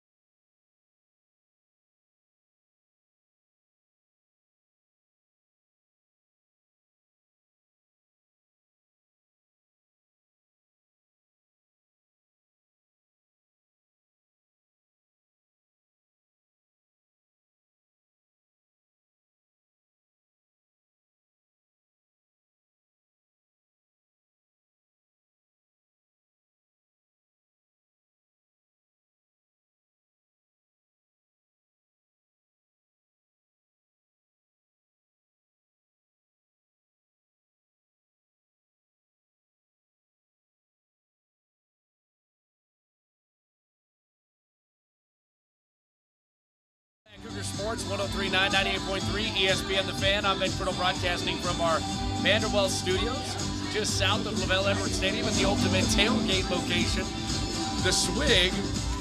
And it's a beautiful day to be a Cougar. BYU welcoming in Stanford Cardinal. BYU a heavy favorite in this one. The spread at 20.5, over under 44.5. And you're hoping BYU can continue its offensive momentum as they welcome in a P4 opponent from the ACC. I know that's crazy, right? Stanford is a part of the ACC conference. You kidding me? They're only getting a 30% share of those TV rights, though. So they are kind of on the precipice, in my opinion, after coming off of four 3-9 seasons. Okay, they're kind of dwindling into irrelevancy, in my opinion. Shout out to Zach Schoaf, my nephew, coming up and showing out, balling out tonight here at our tailgate. But, you know, I'm very much intrigued to see how this BYU Cougar football team competes versus this P4 opponent. Can't wait to see what happens here tonight under the lights of LaVell. And I think BYU will show well. I think they're staying humble, staying hungry, staying grounded. They have a great culture, great continuity, great chemistry. And I wouldn't be surprised if BYU covers the spread. In fact, I have throughout the week I've been a little bit hesitant to go all in on the 21-point victory for the BYU Cougars, but I'll be surprised if they don't get it tonight under the lights of LaVell with the 12th man showing up, showing out, disruptive in noise. You really need the Cougar faithful to come out in this game as well to support Hank Bachmire in his second game as a BYU Cougar, facing off against his former team. He transferred from the Stanford Cardinal after spring ball. Okay, after Andrew Luck made the decision to bring in Frank Reich as an interim coach and start the rebuild after the Troy Taylor era. There's been a lot of tumultuous things that have happened at the Stanford Cardinal, and you just hope BYU can beat them when they're at their weakest. Stanford is not in a strong position whatsoever. The only thing you can say that is strong right now, you can make a case that over the last 5-6 years, they've averaged a top 40 recruiting class, and they're coming off a bye week. That's it. And they have a pretty good run game. I'm not convinced they have good quarterback play. They have a decent defensive front. I think BYU has a better offensive front. This should be a game that turns out to be a convincing victory. Bill Conley of SP Plus said he would be surprised if it's not a blowout tonight. So we got to get the dub, got to get the win, got to get the convincing win at that. Come on by, guys. Get a hot dog, get some delicious root beer, watch some college football games. Let's get you prepped. Let's get you ready for this BYU-Stanford matchup. ESPN gives BYU a 90% chance of victory. Little injury update here. Waylon Lapuahu's out. Left guard, starting left guard for the BYU Cougars. Tate Akua most likely out. Reggie Frischkinet, game time decision. I think on the defensive side of the ball, watch out, is Shea Bryant Strother. Is he a little bit dinged up? Will he be cleared to play? Got a little dinged up last week versus Portland State. So very much intrigued by him because I think he was on a trajectory to be a star of this BYU defense this season. Any other injuries that we should be aware of? Ronald, the three-man weaver. I think, you just want to see guys that were dinged up maybe in fall camp, how they come out, week 2. I think the biggest thing is BYU did not start the game on special teams the way they would like last week.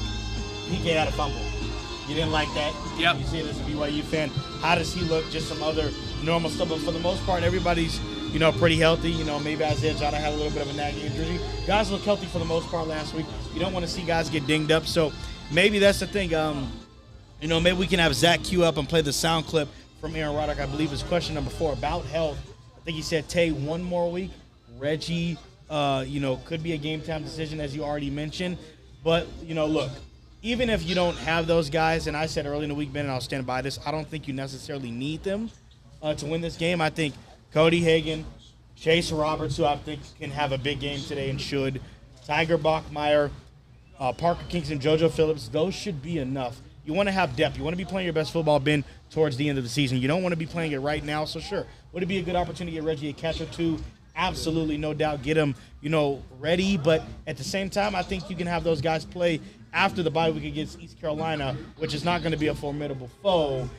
I just think you want to keep as many people healthy. Don't put a guy out there that has a nagging injury against a P4 physical opponent that could get them hurt and linger it for the rest of the season. Why? When do you want everybody to be healthy, Ben? Do you know what game? It's not even West Virginia or Arizona. It's the Utah game come October 18th. You don't want to put guys in a situation where they get hurt. Limit them if needs be. I think the 5 guys you have available tonight, maybe 6 or more than enough.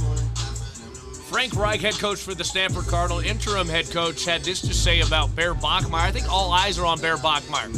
You only saw 11 passing attempts versus Portland State. You want more opportunity to evaluate who Bear Bachmire is. We know he can run. We know he's a Tim Tebow-like runner, maybe with better speed than Tim Tebow.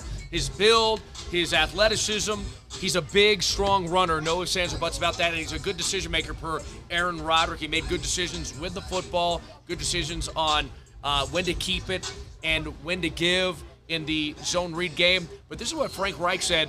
My impressions of him were very positive after watching the Portland State game. Just from looking at the film and watching the game, he's an explosive athlete, has a strong arm, is a threat to run the ball. Kind of figured that having a little bit of that QB run game would be in there with him.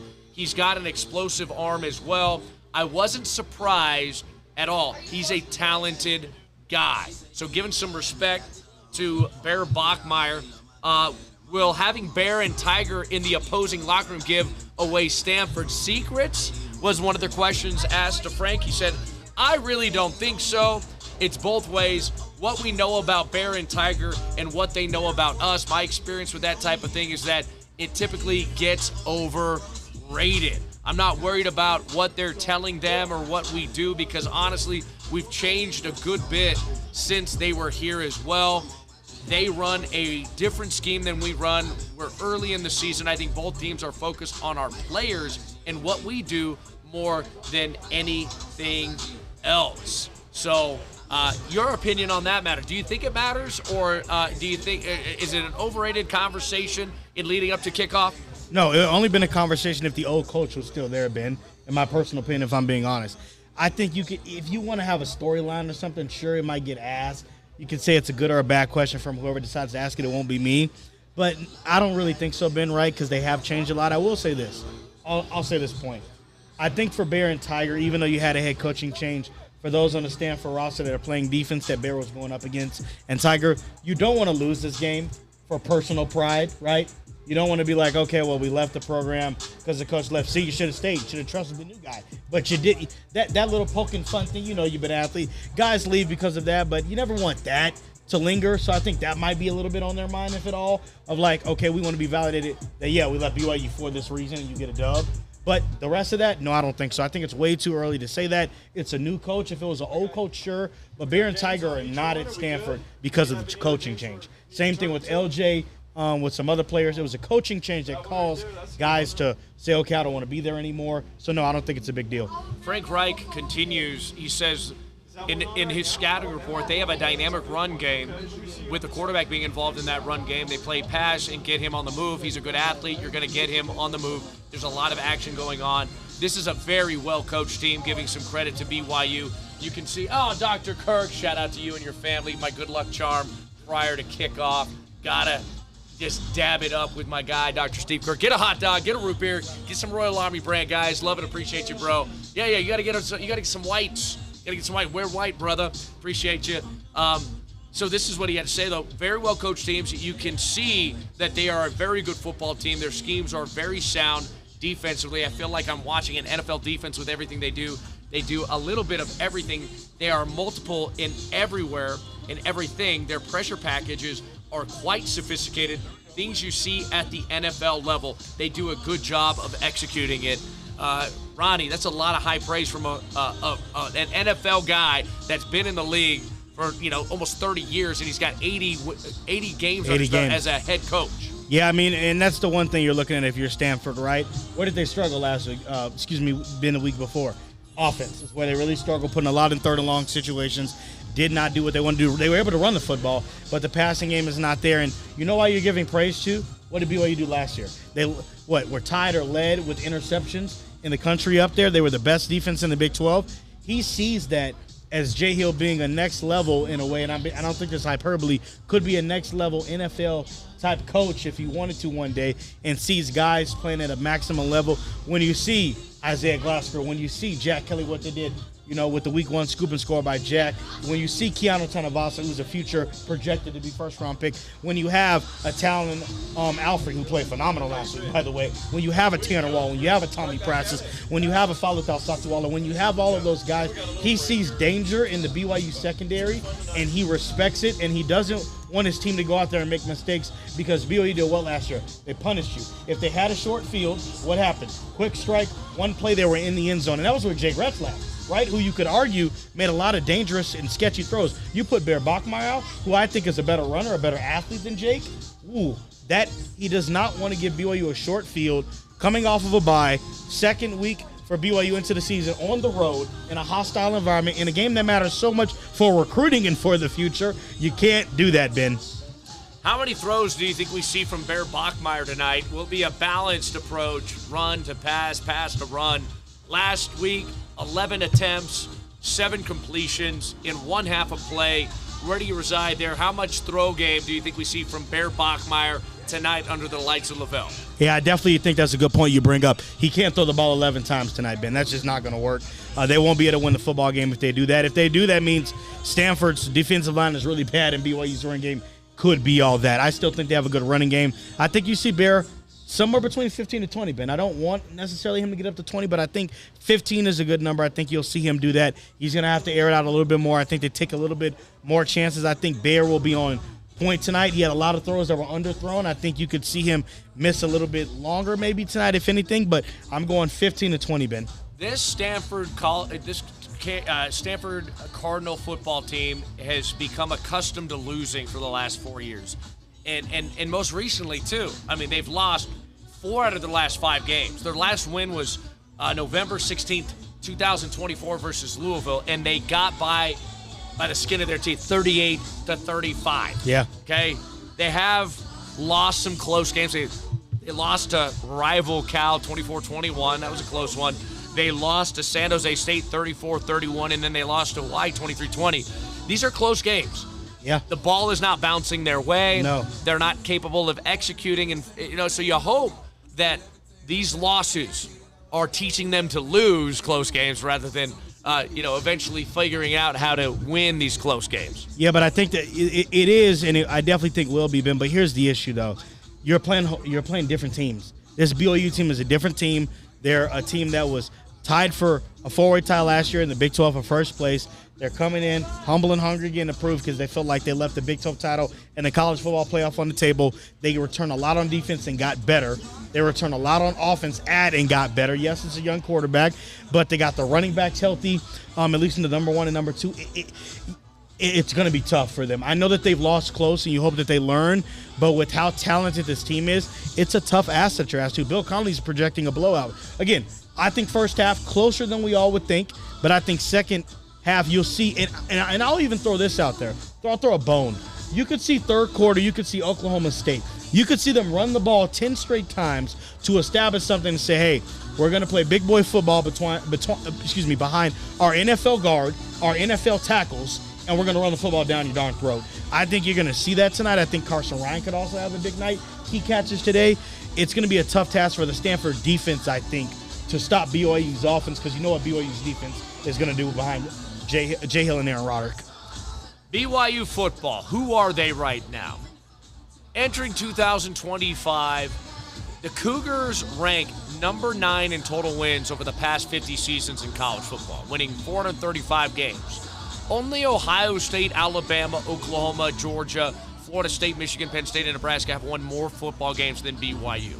BYU is number 9 nationally in winning percentage over the last 5 seasons, 45-18. Only Georgia, Ohio State, Alabama, Michigan, Notre Dame, Oregon, Clemson, and Liberty top the Cougars. That 71.4% winning mark since 2020. BYU ranks number 24 in bowl invitations with 44 games. The Cougars have also spent 292 weeks in the Associated Press top 25, and they're on the brink of it once again. They're at number 26. They are in the top 25 in the coaches poll, getting some respect. Can we comment on that? Like, Ben, with the scoreboard updates that we've been looking at, right? I know Zach was going to do one, and I'll let him finish to say that. But with the way that a couple of games are, a couple of teams that have lost or having close games already, I don't think all of them will fall out of the top 25, but definitely a few will drop. You might see BYU enter into the top 25 with the way some of these teams did not compete. Like, just to make a big mention, South Florida knocks off number 13 Florida, 18-16. Like, that's going to open the door for BYU. Iowa State could drop, losing a close ball game. It's a rivalry against Iowa, 13-16. So SMU loses to Baylor, 48-45. So you take care of business. You cover the spread, Ben. There's a good chance come Monday you could be in the AP top 25 if you do your job.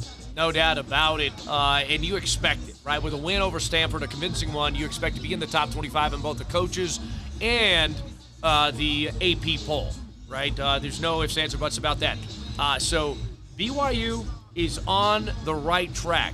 BYU has chemistry, continuity, and I would say culture that they're leaning into. They got a great coaching staff. They have great depth as far as personnel is concerned, and they have enough talent to not only win, but they can win big tonight under the lights of Lavelle. But you do need the 12th man. Like, you guys can make this game an even bigger win than it would be in an away setting, right? I look at the last game in which BYU played versus Stanford, 35-26 at Stanford. Okay, at home, it should be twice as many points scored, not twice as big of a victory, a margin of victory, in my opinion. Not twice as many points. Like, I'm not saying BYU's going to score, 60 points plus tonight, but what I'm saying is you're going to cover. You got to cover. 100%. I want to cover. Like, ultimately, I know a win is a win is a win. Absolutely. 2-0 is 2-0. But if this is a close game, I do think the AP voters, and it's a late night game, they may just keep BYU right there because you didn't do what you were supposed to do. Yep. Per Vegas, per the metrics. And so a nice convincing win, a comfortable win would be ideal for BYU tonight. Okay? You win by 24, Ben. I think they'll hit 21 right on the mark, but you win by 24. You take care of business. You do exactly what you need to do. You don't need to do any more, any less. Also, Ben, just want to give a quick shout out to the players of Cougar Walk. I think I see the marching band. I think the players have now arrived. They've entered the stadium. BYU football is live. So, Ben, we're getting close to kickoff time. Less than 2 hours now. BYU Stanford. Boom shakalaka. A couple things here as we wrap up this segment. One thing that Stanford has done a pretty good job of over the years is recruit LDS athletes, BYU-bound athletes, in my opinion. And that should hopefully change after this game and into the future. One of the things that they've also done well is develop players to become NFL players, okay? Over the last 6 seasons, their recruiting rankings have been solid, top 40 on average, top 35, borderline top 35. So, yeah, they recruit high-level athletes and they develop them at a high level. BYU is matching that, though, right now. Currently, the Cougars have 18 players on NFL rosters, including Fred Warner, the best linebacker in the league. Okay? That's pretty nice. Signed a 3-year, $63 million extension in the offseason, making him the league's highest-paid linebacker again. Wide receiver Puka Nacua for the Rams. Followed up his record-setting rookie year with 990 receiving yards in just 11 games due to injury. He has got 184 balls for 2,476 yards in his first 2 years in the NFL. What you're seeing right now is BYU's having success at quarterback, at running back, right, along the offensive line, at linebacker, defensive line. You're seeing defensive backs showcase well too, which has been difficult to do over the years. Wide receiver and defensive back, it's been much more difficult to recruit, develop, and place them in the National Football League. Yeah. So you have that as another pitch point when you go to battle and you're going against Stanford. You have a great education. You got a great fan base. You have great networking opportunities and maybe better long-term earning potential at BYU compared to Stanford. And also you're putting guys in the league at an equivalent level over the last 5, 6, 7 years, maybe going back a decade. So you need all those recruiting pitches, including what happens tonight on the gridiron, in order to make the pitch and convert these potential Stanford guys, you have a number of them on the roster right now. Hunter Clegg was committed to Stanford. LJ was committed to Stanford. Bear Bachmire and Tiger Bachmire were at Stanford. There's a lot of guys that are potential Stanford guys that work extremely well. And in fact, if there's a high-level 3-star, 4-star, 5-star Stanford recruit, as soon as they get an offer, honestly, BYU's recruiting staff should be evaluating that guy right away and offering him and making the pitch. Yeah, I agree with you. And I think just look at the local recruits. Ben, let's go through guys that are committed to BYU or other guys in the state of Utah that have Stanford offers. It's a handful of them, right? They're thinking about that. And guys where BYU is heavily in the mix, legacy kids, all of that, you can already offer the high-level education. You can. That's a given, right? Even though Stanford maybe, because of that could offer a little bit more. But you get a degree from BYU, that's no joke, Ben, right? I have one, you have one. People look at that, wow, you're a BYU grad. How many times do we get that? That's no joke. Now what you need to do is go out there and smack them today and say, look, we don't just got the academics. You want to go play football? Well, here's some tape.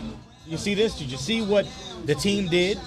September 6, 2025 against them. Did you see what a true freshman quarterback did under this coordinator? Did you see what they did under this defensive coordinator? Did you see these NFL guys, Isaiah Glasgow, Jack Kelly?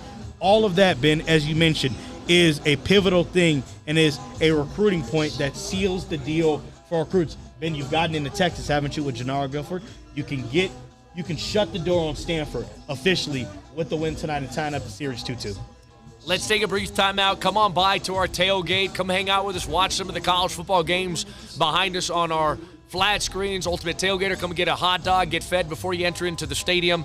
We got root beer that we're doling out. We also are right here next to Swig, so if you need maybe an elevated drinking experience for your caffeine, get you ready for this college football game under the lights of Lavelle to become the 12th man. You need to be juiced. You need to be amped. You need to be willing and ready to rise and shout as the Cougars are coming out and disrupt the communication between Gold Branson and that talented offensive line that is blocking for Micah Ford, one of the better running backs, I think, on the West Coast. And he showcased that, I think, in the Hawaii game, and he's going to be looking very good tonight. One more point as Blaine Anderson and Barron Walsh walking by. Blaine would agree with this. He remembers the game.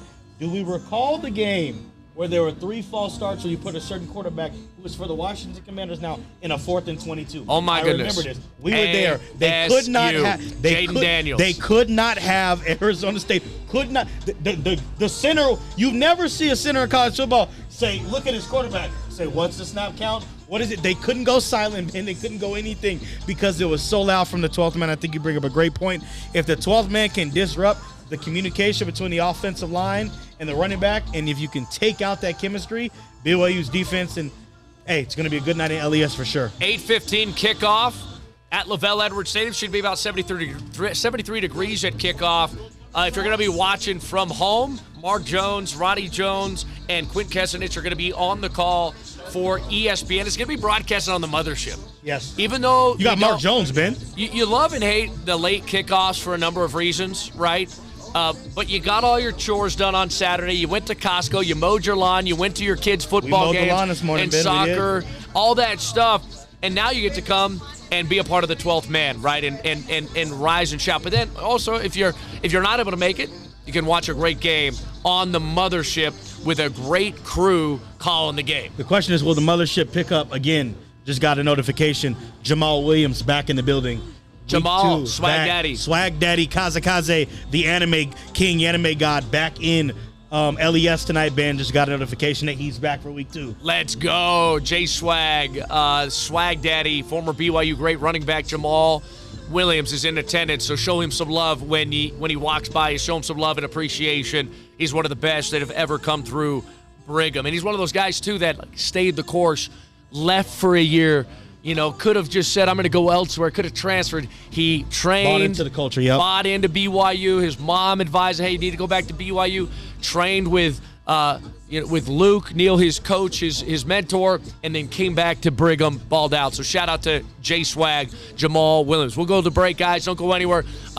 Make sure you support all of our sponsors. Royal Army Brand is over here, royalarmybrand.com. Get your whiteout gear right now at royalarmybrand.com, the best BYU licensed apparel in the business. Also, check out Vanderwealth, vanderwealth.com. Get on a free Q&A, no obligation to invest Q&A with our tax smart wealth advisors, our certified financial planners. Nobody does it better than Vanderwealth. Let's invest with the best. Let's band together, build wealth at Vanderwealth. We'll take a brief time out. We'll be back. Don't go anywhere. Still a lot to get to as we break down this BYU-Stanford matchup tonight under the lights of Lavelle here on your Utah ESPN Radio Network, 103.9, 98.3, ESPN The Fan.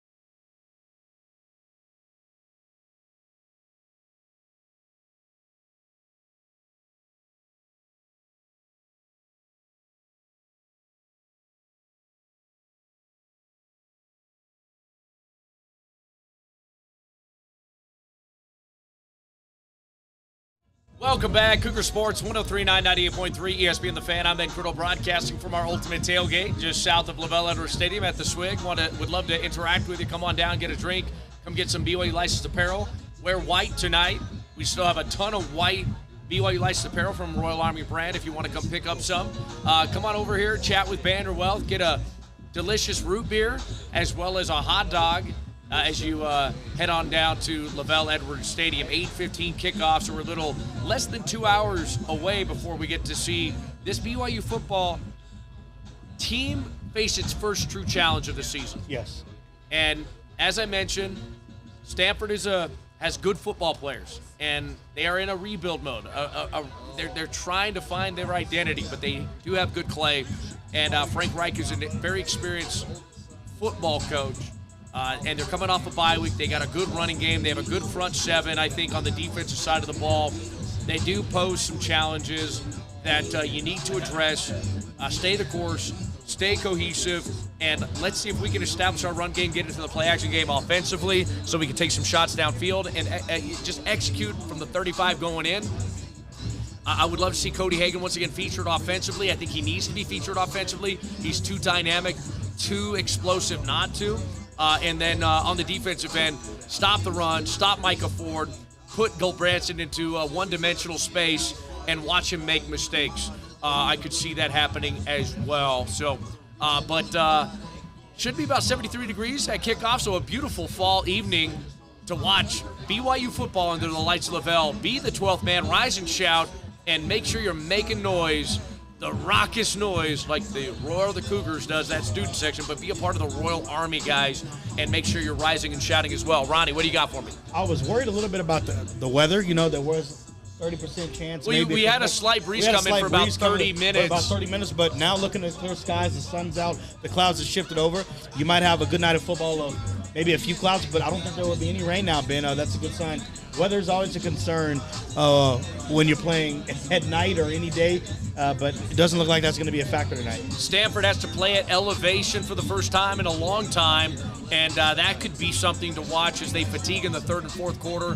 I could see BYU pull it away in strong, convincing fashion in the third and fourth quarter as this Stanford Cardinal team fatigues out a little bit.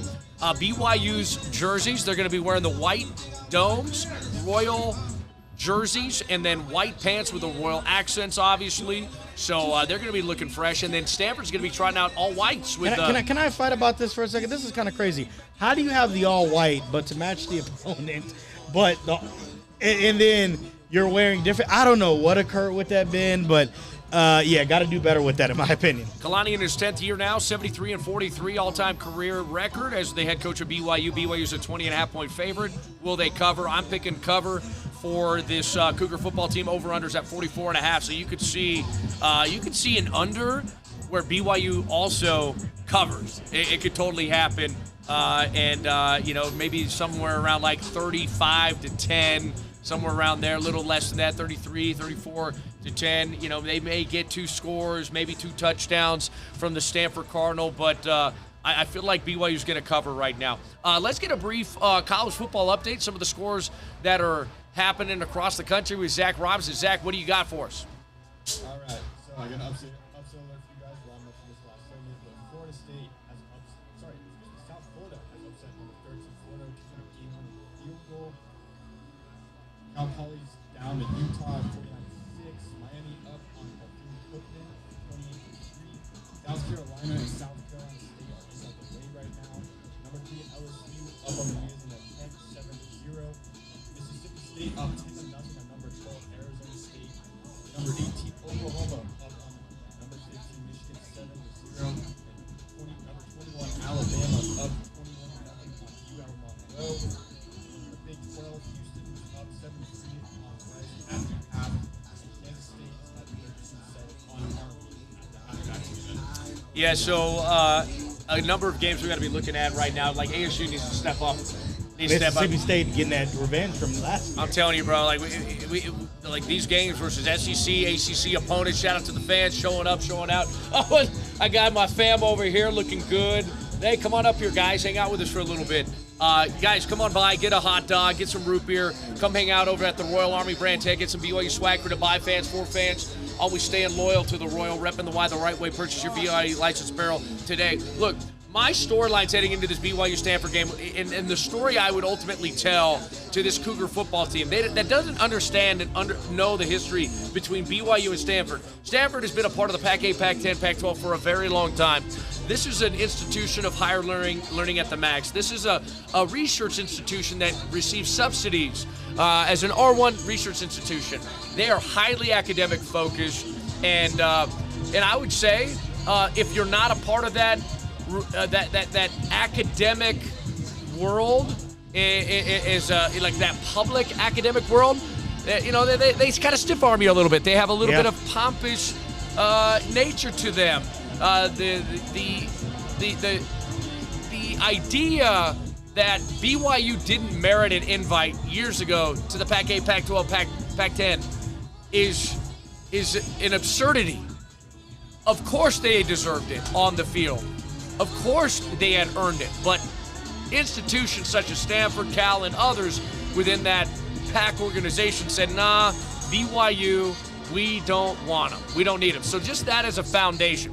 Furthermore, the religious bigotry goes further, as the Stanford Cardinal band has multiple times now in 2004 and in 2022 when BYU visited most recently, has employed a theatrical performance with their band to attack religious beliefs of the Church of Jesus Christ of Latter-day Saints. Okay? So you have that. Furthermore, time and time again over the last 2 decades, plus, the Stanford Cardinal coaching staff, Harbaugh, Shaw, Lance Anderson, who's now at Utah Tech, have targeted LDS recruits, BYU prospects, and they've won against them. They have recruited at a high level. They have received commitments. Let me go down the list. Dallas Lloyd out of Pleasant Grove. Brandon Fanika at Pleasant Grove. Simi Fehoko was a baller wide receiver. You could have used him during the independent era. Dalton Schultz Bingham. Sione Hamuli Lund. Tanner McKee. Lane Veach. Levani Demooney, who's at Utah now. Loa Kalfusi. Gabe Reed out of Timpview. Taysom Hill was once a recruiting commit to Stanford. Sean Barton, Greg Clark, Mark Harris, John Madsen. Scotty Edwards is currently at the Stanford Cardinal. Okay, he's going to be starting at safety. You go down that list, you're like, man, they have done really well. And that's just a short list of the players that they've taken from BYU. You need to get a win. You need a convincing win tonight under the lights of Lavelle to usher in, I believe, the irrelevant era of Stanford football. 4 consecutive seasons, 3-9 records. 4 consecutive. Troy Taylor, right, couldn't bring them about. Frank Reich is an interim head coach. They are in the ACC for the love of Pete. Speaking of irrelevancy, ACC may not even exist in the next 5 years, in the next round of realignment. So, now's the time to step on the throat. Now's the time to push Stanford off the cliff into irrelevancy in college football. You don't want to miss on these recruits that you have missed out on over the last decade plus. You got to bring them under the fold, bring them into Lavelle, bring them into BYU. Kalani Sitake stated in his press conference earlier this week, as he addressed the media, he's like, I know that team. We recruited a bunch of those guys. Obviously, you missed out on those guys during independence. Now it's different, you hope, with Power 4 affiliation, Big 12 affiliation, more money, more resources, more NIL, a really, I'd say, great to elite academic institution and network, the B2B corporate sponsorship element and mentorship element within the student-athlete component here to develop them, to find them jobs on the back end, long-term earning potential, and then the football component, the basketball component, etc., needs to be a declarative exclamation point going forward. You got to win. You got to win big tonight in order to be able to just slide across, just pull up the 2022-2025 games of BYU versus Stanford to show those recruits, hey, do you want to go to Stanford where no one shows up to the games? Yeah, you get a nice education, but they don't really care about you. We care about you as a holistic human. You can get the spiritual, right? You can get the football, the temporal, and you can get the academic side of things as well. And by the way, Stanford took advantage of BYU at its weakest point in 2003, 2004. BYU lost 2 consecutive games to the Stanford Cardinal in the Gary Croton era when BYU was trying to rebuild, when they were trying to grasp a hold of something that was difficult to grasp and they were reeling a bit. Stanford's reeling right now. They have little to no identity. And now's the time to take advantage of the situation and capitalize on it. Ronnie. Yeah, definitely is the time now. I don't want to take too long because we have to welcome in a special guest here in the next segment. But yeah, they're not going to be able to take advantage of it, in my opinion, going forward after tonight. BYU covers, they get the dub. The over-under is going above as well and beyond. And BYU ties the series up 2-2 tonight. And Stanford's no longer will get those recruits. Heck, they might not even have a football program in the next 5 years, depending on how bad it goes and how bad BYU beats them tonight. Let's take a brief timeout. We'll come back. We're going to welcome in Hank Bachmire, the big brother of Bear and Tiger, get his thoughts on this game, get his thoughts on his brother, his family, and talk some BYU football with a quarterback that threw for over 11,000 yards at the collegiate level. Okay, very few have done that historically. He's done it. He's seen big-time games like this. He's seen and experienced what it takes to win under high-pressure situations. We'll lean in on Hank Bachmire coming up next. Don't miss it. You're listening to Cougar Sports on 103.9, 98.3 ESPN The Fan.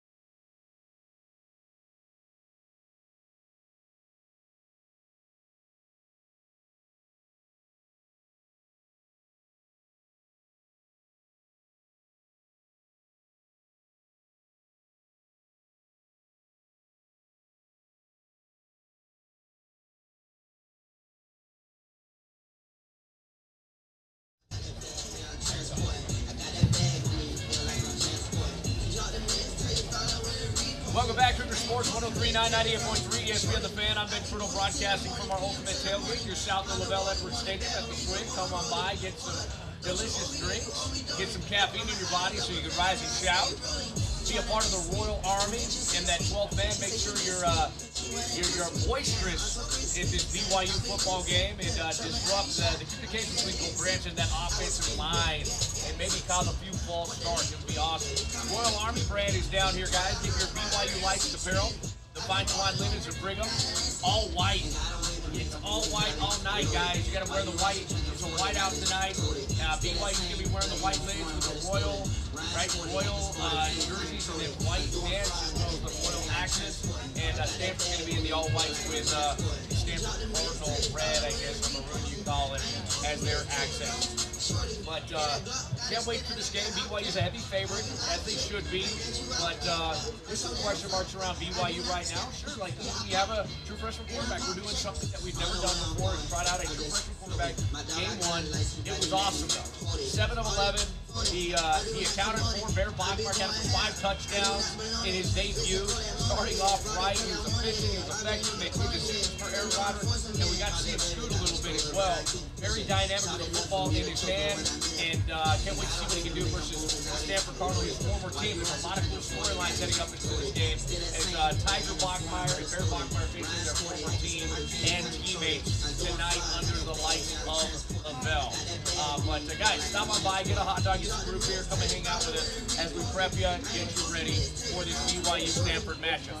To talk about it though, I want to welcome in a college football expert, a quarterback that's, man, I want to say he played in 50 games in college football. That's a lot of games, bro, that he started.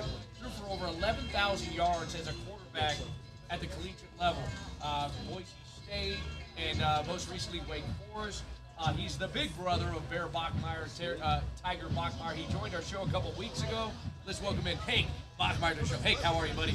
Doing all right. How are you? Doing awesome, man. Pretty cool spectacle tonight. Yeah. I know you've been here a few times, not only as a player, but now as a spectator.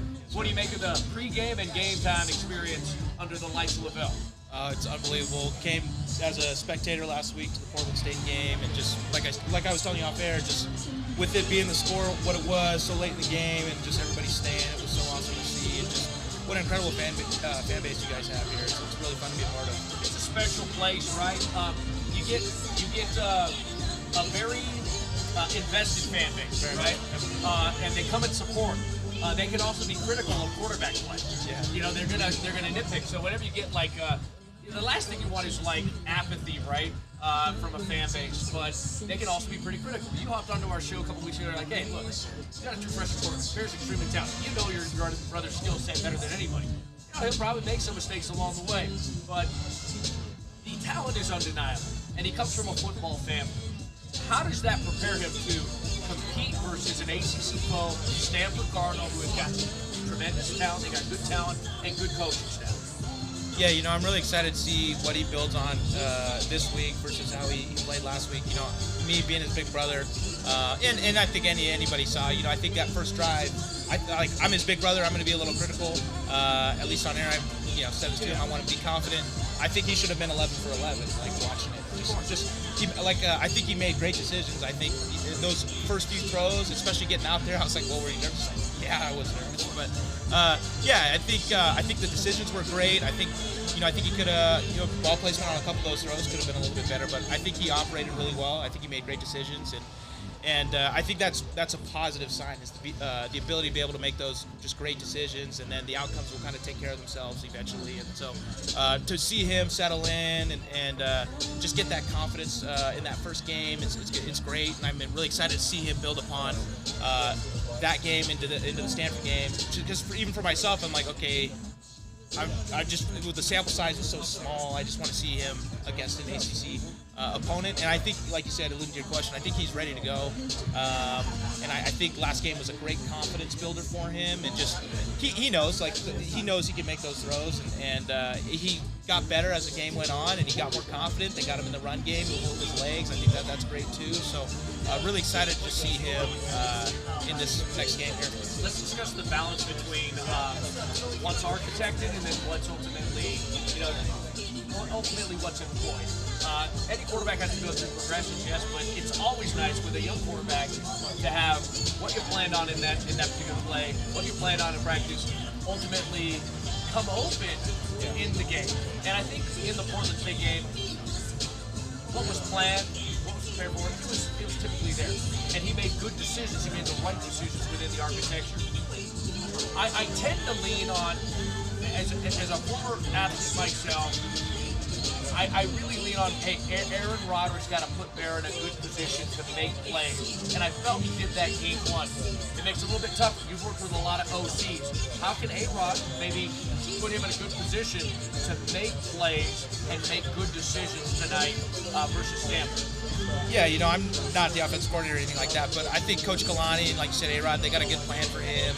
They got him in the run game a little bit. I don't know anything about this particular game plan, but Portland State and Stanford are different opponents. Really curious to see how he handles a pass rush, and like you said, maybe when things don't necessarily go right according to script. So just the ability to be composed and progress and have a plan, and then have a plan when that plan doesn't work out, right? So I'm really curious to see how he's going to handle all that, just being his second college game, and like I said, not really a great sample size. So just really excited for him, and I think this is just another great game for him just to continue to grow and just discover what he's capable of in the college level. So really excited for him. I think A-Rod, Coach Sataki, they got a great plan for him. I think last week Coach Sataki was saying, getting him in the run game a little bit, kind of getting hit. I always like that personally. It kind of got you locked into the game. I'm sure they'll have that in the plan. I played Stanford last year. I think they played a lot of quarters type stuff. So I'm sure they got a good pass plan too for him.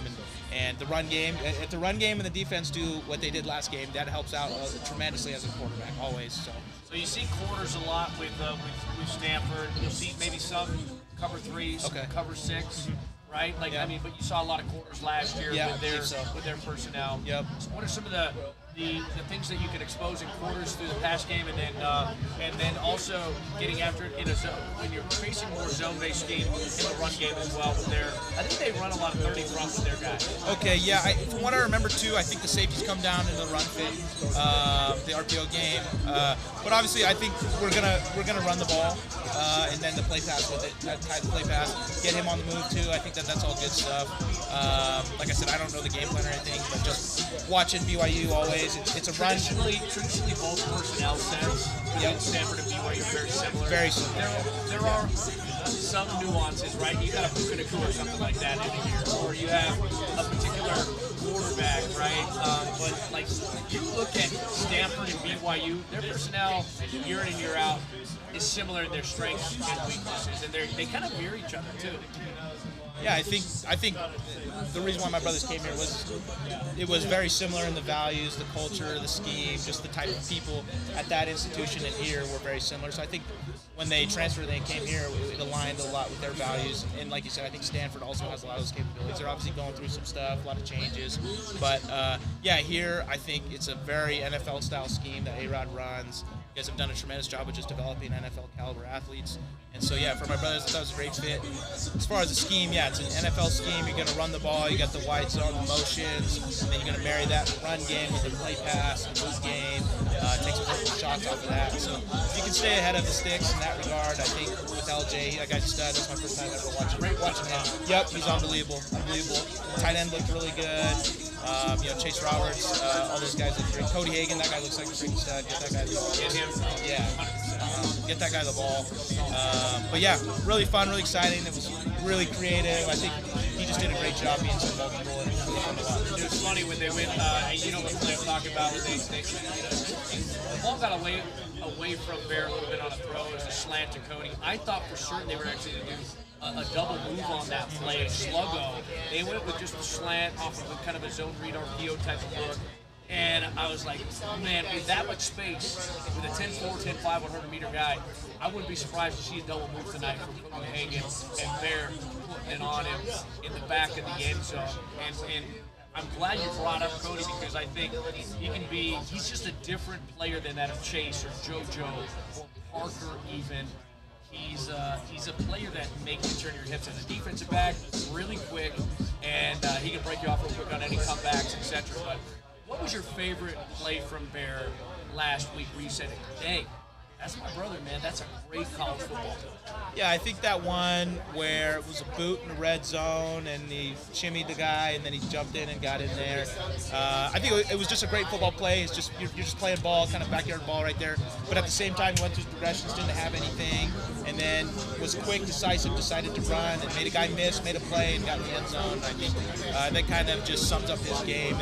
He was still cerebral, went through his progressions, but when it wasn't there, he was able to, just tuck the ball and get in and make it happen. So really excited to see him build upon all that stuff. Hank Bachmire, the big brother of Bear Bachmire, Tiger Bachmire, here on ESPN The Fan. We're at our tailgate. Stop by, get swagged out with some BYU branded gear, BYU licensed apparel. We're going to buy fans, get you right out here. Come get a hot dog from our Vanderbilt crew. We're feeding you a hot dog, get you some root beer, pick up a drink as well from Swig. Get a little caffeinated so you can be juiced under the lights of the bell, be a part of the 12th man, and rise and shout, be disruptive. Guys, like, you played at Boise State, that crowd's pretty raucous at home. How impactful does a home crowd noise component impact the win and loss column? Hey, yeah, it's great. I mean, I think just if you can create false starts, get guys behind the sticks, that's an influence from the fan base. If they can be loud and the crowd is really into it, you're lacking the ability to communicate as an offense. It's huge. So just having this is such an advantage at Lavelle, and so I think that's going to be big for them. And Stanford too. Like it's different. Like I played there last year. That was hard too. Was playing, not having too many guys there. So that was tough. But playing in front of a packed house is always hard with communication and stuff, and it's really hard to just make sure everybody's on the same page because you'll have those and false starts. So that's a big component. Hey, you had a great career. Obviously, we chatted a couple weeks ago. You stated, hey, you're shooting in the marketplace of football. Yeah. And it's so productive. And if you look at your tape, and I haven't watched the entire mixtape, but I've watched enough of your highlights. I mean, you're still in the market to make some hay, whether it's NFL or other leagues, right? So, what is your mindset right now in that regard? How are you approaching that? To stay in shape, stay dialed when that call comes? Yes, sir. Yeah, no, I'm ready to go. If there's an opportunity, like I'm willing to pursue it. I still want to play. It's such a fun game, especially coming out here last week. It makes you miss it. And just not being in a uniform. I played for 6 years of college football, so not being able to do it is definitely a bummer. And I still want to pursue it in any capacity that I can play in. So.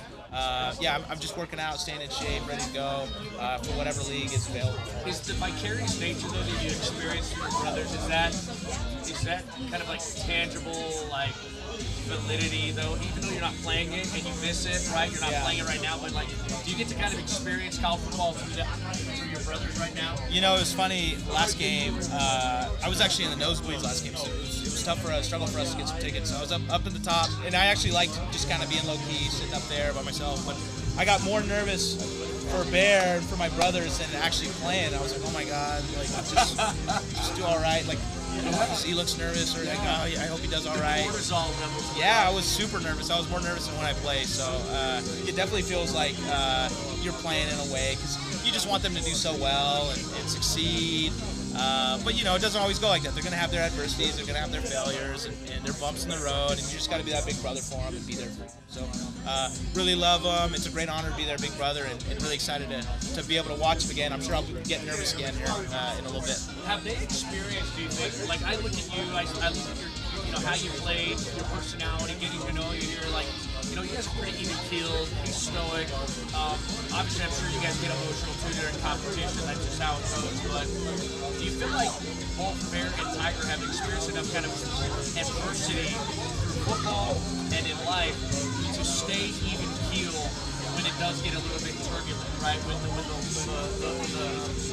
waves kind of come tumbling down, and stay the course, stay focused, and do the work. You know what I mean? Like, if you see guys, you competed against them, emotions, right? They go high-low, and if you can stay on the course and build the trust with your coordinators and coaches, they continue to trot you out, you can make plays.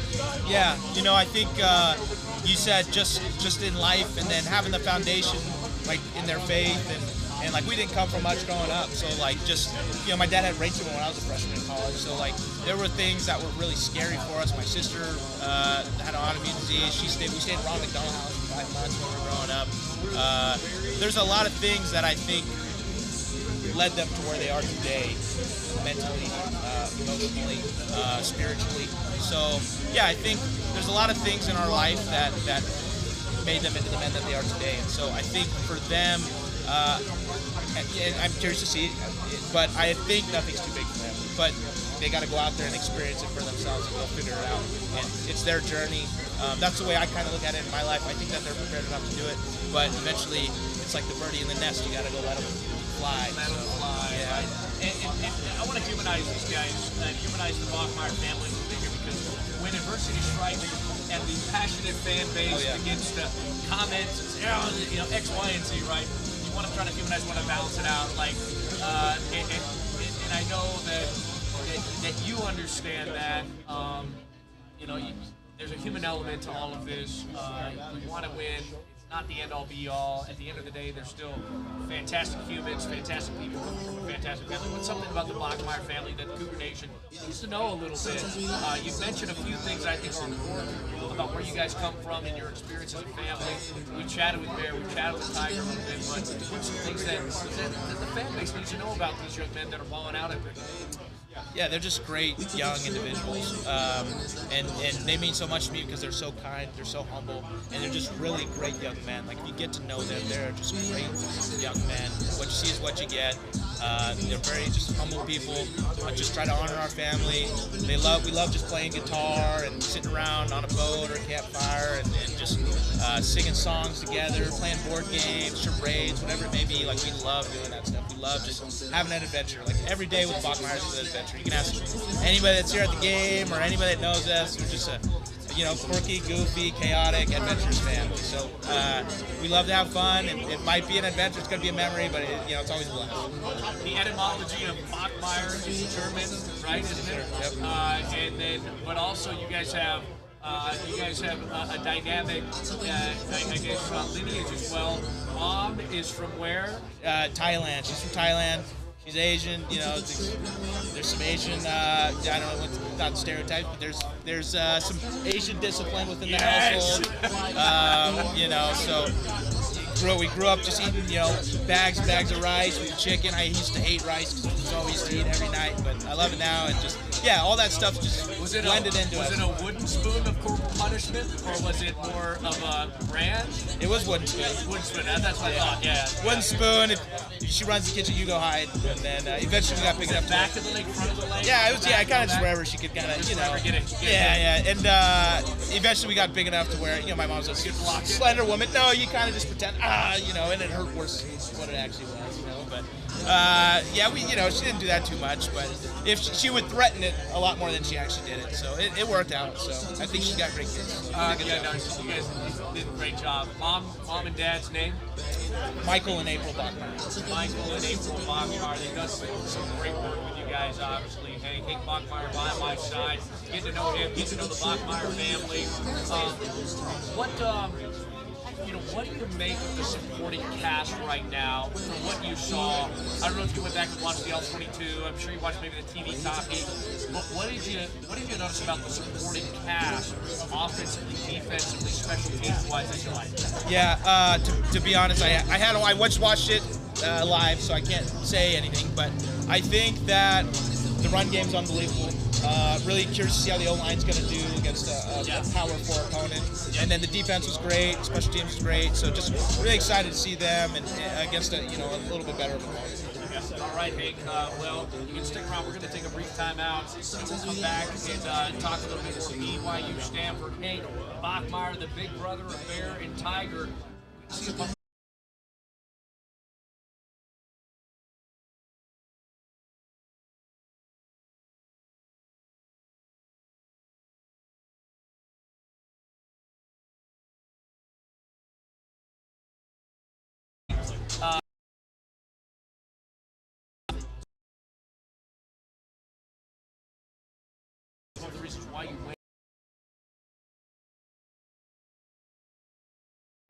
night kickoffs and things like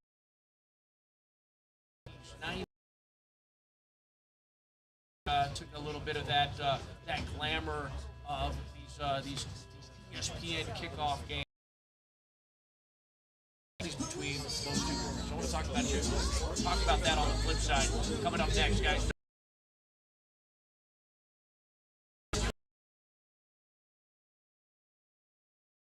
The fan.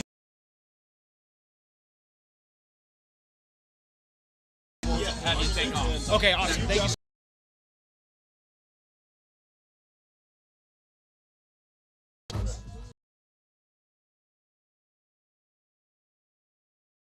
We're running on.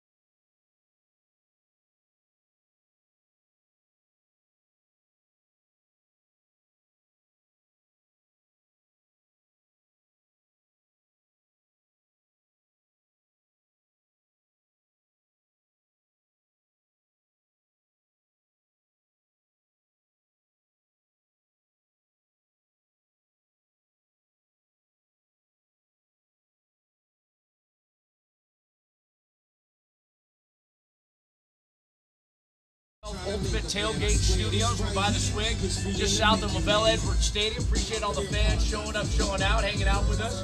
Go Cougs, baby. We've got to cover the spread. 20.5-point favorite tonight. We got to get a dub, get a victory for LaBelle. And it's going to be fantastic. And I want to see a cover. I want to see a dominating performance from the BYU football team. And I think they can execute it. But come on out here, get swagged out with some Royal Army brand gear. BYU licensed apparel created by fans for fans. Come hang out with Vander Wealth, get a hot dog, get some root beer, and shout out to all of our sponsors. Can't do our show without our sponsors. Let them earn your business whenever you hear our commercials, whenever you hear any of our ad-libs and endorsements. Let's always support our sponsors so we can continue to do what we love. I got Hank Bachmire, the big brother of Bear and Tiger by my side. And Hank wasn't too bad of a football player himself. Set a bar really high for his brothers, his younger brothers. Like, I know Hank is very competitive and is always probably in the ear of Bear. He already mentioned in the initial segment, he's like, I expected perfection, 11 of 11 on the attempts and completions last week. And I'm sure you told him where he should have thrown it and why he should have thrown it at the time. But hey, that's what big brothers are for, and that competitive spirit of the Bachmire family is something to celebrate. So we appreciate Hank being by our side here as we get ready for the BYU Stanford game. It'll be about 73 degrees at kickoff, 8:15 p.m. kickoff. BYU is a heavy favorite, 20.5, and the over/under is set at 44.5. ESPN FPI gives BYU a 90% chance of victory. Injury report, I don't know if there's another update on the injury report, but Waylon Lapuahu, Nakua, both probably out. Reggie Frisnet, a game-time decision. I imagine Shea Bryant Strother may be a little bit dinged up. I don't know if he's out. We'll see if there's a report coming out here shortly on that confirmation. But BYU needs to win this game, not only for the season, but for seasons to come when you're battling out. You want to get Bear Bachmire and Tiger Bachmire to your school prior to them going to Stanford. You don't have to wait for them to transfer to your school. You don't want to miss out on some of these guys that are BYU fits, and you got to be able to check tape, pull it up, make a pitch, and convince them to come to BYU from the start. Hey, give me your thoughts on that. BYU has lost out on a lot of recruits to Stanford, right? You went to Boise State. There've been some battles between BYU and Boise State recruits as well. But how can BYU position themselves to get a Bear Bachmire, Tiger Bachmire, a Hank Bachmire coming out of high school rather than waiting for him via the portal? Yeah, I think it's a tough thing. Recruiting in general is a really tough deal, especially in today's landscape. I think that they do a great job what they do now. I'm not going to tell them how to do their job. Sure. My brothers are here now. Sure. A big fan of the program. But I think it's really important, especially, like I said, in today's landscape with the transfer portal. You're speaking to a guy, I transferred 3 times. So, yep. I mean, it's just... You were at Boise State, then you went to... Louisiana Tech for a year, and then I finished at Wake Forest. Yep. So, I think really just... I'm in a prime example. I think the ability to have relationships from high school and just be really kind on both ends as a player and then as a coach in a university, it's really important to maintain those relationships, end on a good note. Don't burn a bridge on either side because guys are, I don't know if it's unfortunate or what the right word is, or it's just football's volatile. Yeah, it's very volatile. It's violent. Yeah. There's a lot of things that go on, nuances, and you just never know what's going to happen. It's crazy now, and it's really unique opportunities, and guys can look at Cam Ward. I mean, guys can really change their careers. Joe Burrow, Jalen Hurts, all these guys go do it, and they change their lives, their careers for the better, and just new reset. And so I think it works out. A lot of times, and sometimes it doesn't work out. Like I said, it's very volatile. But I think, for example, BYU does a great job, at least from my experience. As an outsider, it looks like they do a great job just keeping relationships with guys and then building those relationships early on. So I think you would know more than me, the recruiting is picking up at the high school level, right? Like you're saying. So I think they're competing there in the Big 12 now. NIL, I'm sure, is solid, all that stuff. The culture, the university, it's such a great fan base, great brand. All that stuff plays a factor and a role into all of it. So. Yeah, I think, shout out to the Lundbergs, John and Susie. He taught me everything I needed to know about the gospel. Kept me on the straight and narrow as a youth. Shout out to the Lundbergs. And big more also to Dave, his son. big fan of the Lundberg family. But you're going back to those comments that you just made, where you lose versus Stanford is when they come hard with the academic and long-term earning potential. Yeah. Like, okay, well, we're going to give you the best degree and the long-term earning potential within our network. And BYU is going to have to counter that in order to get certain guys to BYU. And the academics at BYU are phenomenal. The long-term earning potential at BYU is phenomenal, but you got to be able to pitch that, maybe that networking opportunity, and even coupling NIL and higher-level football, hopefully, along the way.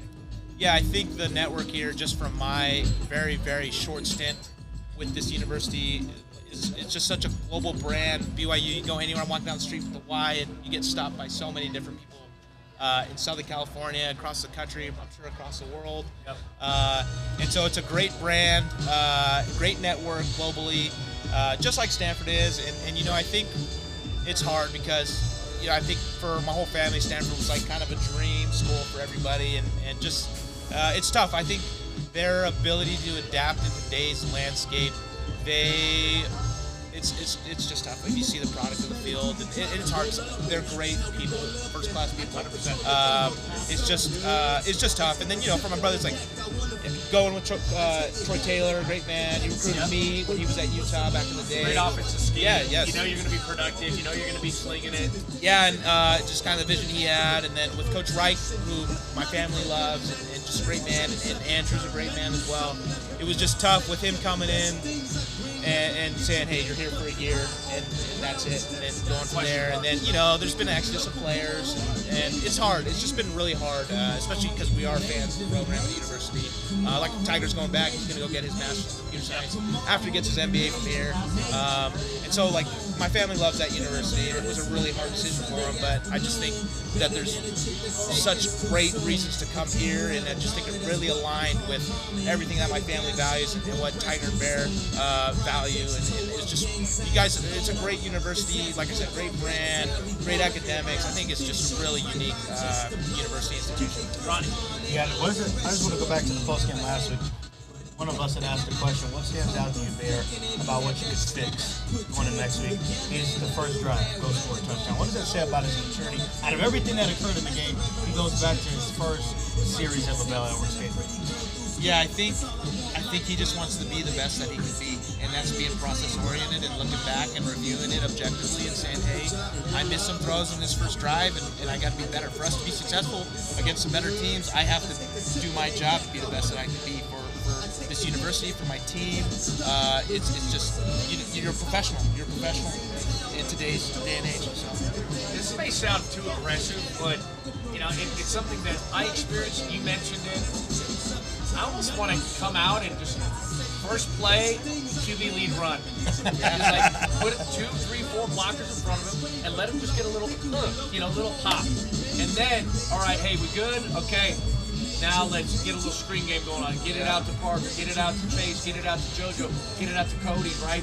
Then get the run game involved, or the screen game, which is an extension of that run game involved. And then he starts to loosen up a little, get the jitters out, get the butterflies out, and then he can get that. Which we saw that after that first drive. He started to dial in, focus in, and just not let the scenery get the best of him with that. So how do you feel about QB run game, right? Like to start off first drive just to get it out of the system? I think for him it's great. I was a different type of player myself. Oh, and you had some dual threat ability. I know, he's shorting himself, selling himself. Come on now. He could later would if he wanted to. I ran around a little bit, but like my thought process was always like, okay, we're gonna get a free access throw, like what they did last game, just get him an easy throw, get you on the move in the boot game, something like that. But yeah, I think a run for him is great. Like I said, A-Rod's a great offensive mind. He's gonna put these guys in great positions, and really excited to see him. I think he's really creative. I love the trick play stuff, so I've always been a fan of him calling plays. So really excited to see what they come up with this game. If we get a nice kickoff return, you get it around like the 40, 50, I'm going max pro play action, double move Cody Hagan on like a post, corner, post or something like that. Because it can be corners. I'm all for it. Right? I mean, come on. Yeah. And he just, drops back 7 step and just throw hops into it, 60, 70 yards. let's let them open it up. You know, if we get to, around midfield, let's go, baby. Get points on the board. Peoples, man of the people. Love you, buddy. Thanks for staying. Hey, hot dogs, root beer. We got some swag from Royal Army Bread. Shout out to Ryan Peoples, man of the people. Hey, Chef, what's up, dog? How the heck are you, man? I'm going to catch up with you here soon. Hey, give me a score prediction. What do you think happens this game? You don't have to if you don't want to. He gave a look like, oh my God. I'm a fan. Like I said, I'm getting nervous for my brother right now. So yeah, I'm not gonna BYU win. I'll give BYU wins. 2-0. 2-0, baby. That's all that 2-0. matters. A win is a win is a win, no matter how it comes, no matter how we get it. I hope the architecture is sound, prepared to thrive tonight, and he makes great decisions like he did last week, and he totes well too. We'll see some moving pockets. We're gonna see some of that play action game. LJ, Sione are gonna be able to balance it out. Like you establish a run game early, everything opens up. Everything just feels a whole lot smoother getting into second, third quarter. So we'll see how it plays out. Hank, we appreciate you, man. Thanks for joining us. Thank you for having me. Appreciate you. Shout out to the Bachmire family. Appreciate you guys. Let's take a brief break. Actually, let's do our keys to the game. What do you think, Ronnie? Okay. I think it's very simple. Stanford is still a P4 opponent. Never overlooked. The game is won and lost in the trenches. If you want Bear to be able to feel extremely comfortable, the boys up front got a block. They did a fantastic job. Didn't learn a lot last week, but this is a game that you impose your will. If you want to win the recruiting battle, I think Isaiah Jada, Andrew Gentry, Bruce Mitchell, Austin Leusa really got to take some pride in that. If you're the BYU defensive line, Michael Ford's a good running back. Make them one-dimensional. Make Go Branson pass, because guess what? When they're in third and long, not a good football team. They really struggle at that, and that lets Falatau, Tommy, guys pin their ears back, have at it. Let the pass rush 4 or 5 counters on the Bassa get up front. So win there first, and then at that point, go play football. Let Bear be comfortable. Get the ball to the wide receivers. Let him get the ball to the playmakers, Cody Hagan, Parker Kingston, Chase Roberts. And then when he wants to, let him run, because he lowered his shoulder on a couple Portland State guys and ran him over. I think when you got a guy that's 6'2", I don't believe it's 220, I think it's 235, 240, built, like a gazelle. We let the Centaur run. There's a lot of people that text me. There's a lot of people that texted me says, I got to see this Centaur play. So let the Centaur go run. Centaurs in the backfield and LJ. Let the Centaurs run. I'll end on that. 2 Centaurs. You can't stop Centaurs. Can't stop Centaurs. I mean, look, they're mythological creatures 100%. that can't be stopped in the run game. And they got some ass, according to what the coach said. So let the 2 Centaurs run. I'm gonna go 41. 13 BYU. That's what I'm going to do. Who's your Y factor in this game on offense and defense? I think the Y factor on offense, let's start there. I think it's Cody Hagan. I think that when you have speed, you got to account for that if you're a defensive back. And with the way they play corners, they're going to be looking for that on the run game coming off the jet sweeps and everything. So Cody Hagan on offense. I think defense, I'm gonna say a guy that I think a lot of people don't really know about just yet. I think Ephraim Asiata got himself kicked out the game. But he's back. He's back. I think that's the guy that's going to be fired up, and I think that's the guy running with the 2s that's going to be stopping the run for sure. I love those takes.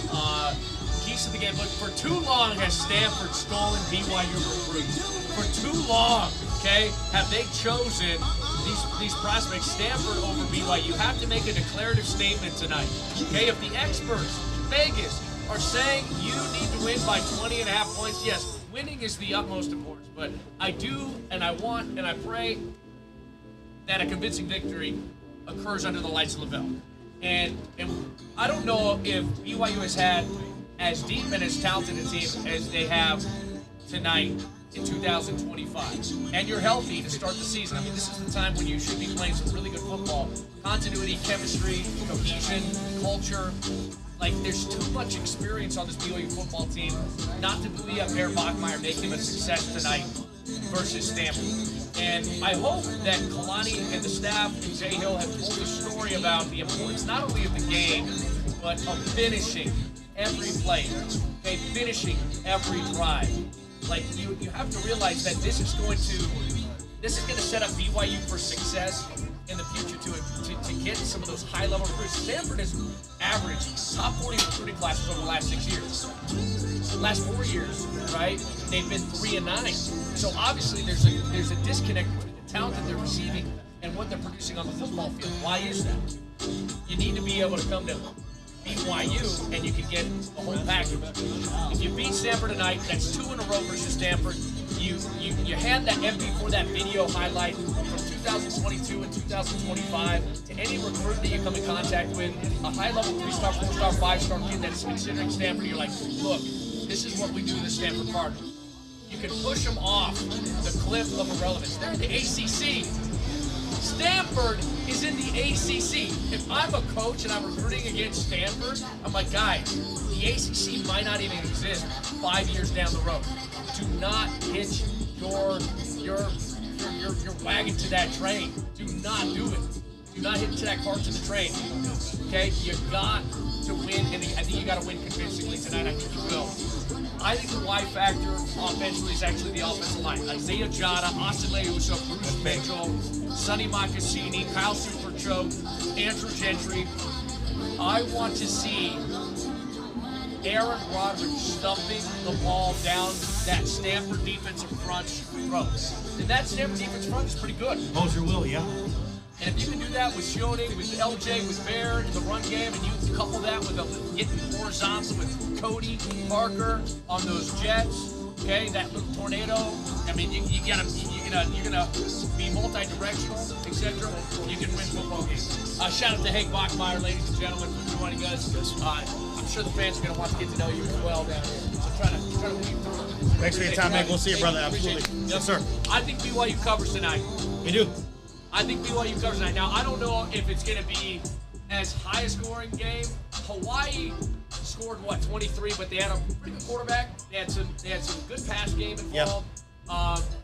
I feel like BYU can get into the low 30s tonight. So I'm calling 31-10. Okay. BYU under the lights, Lavelle.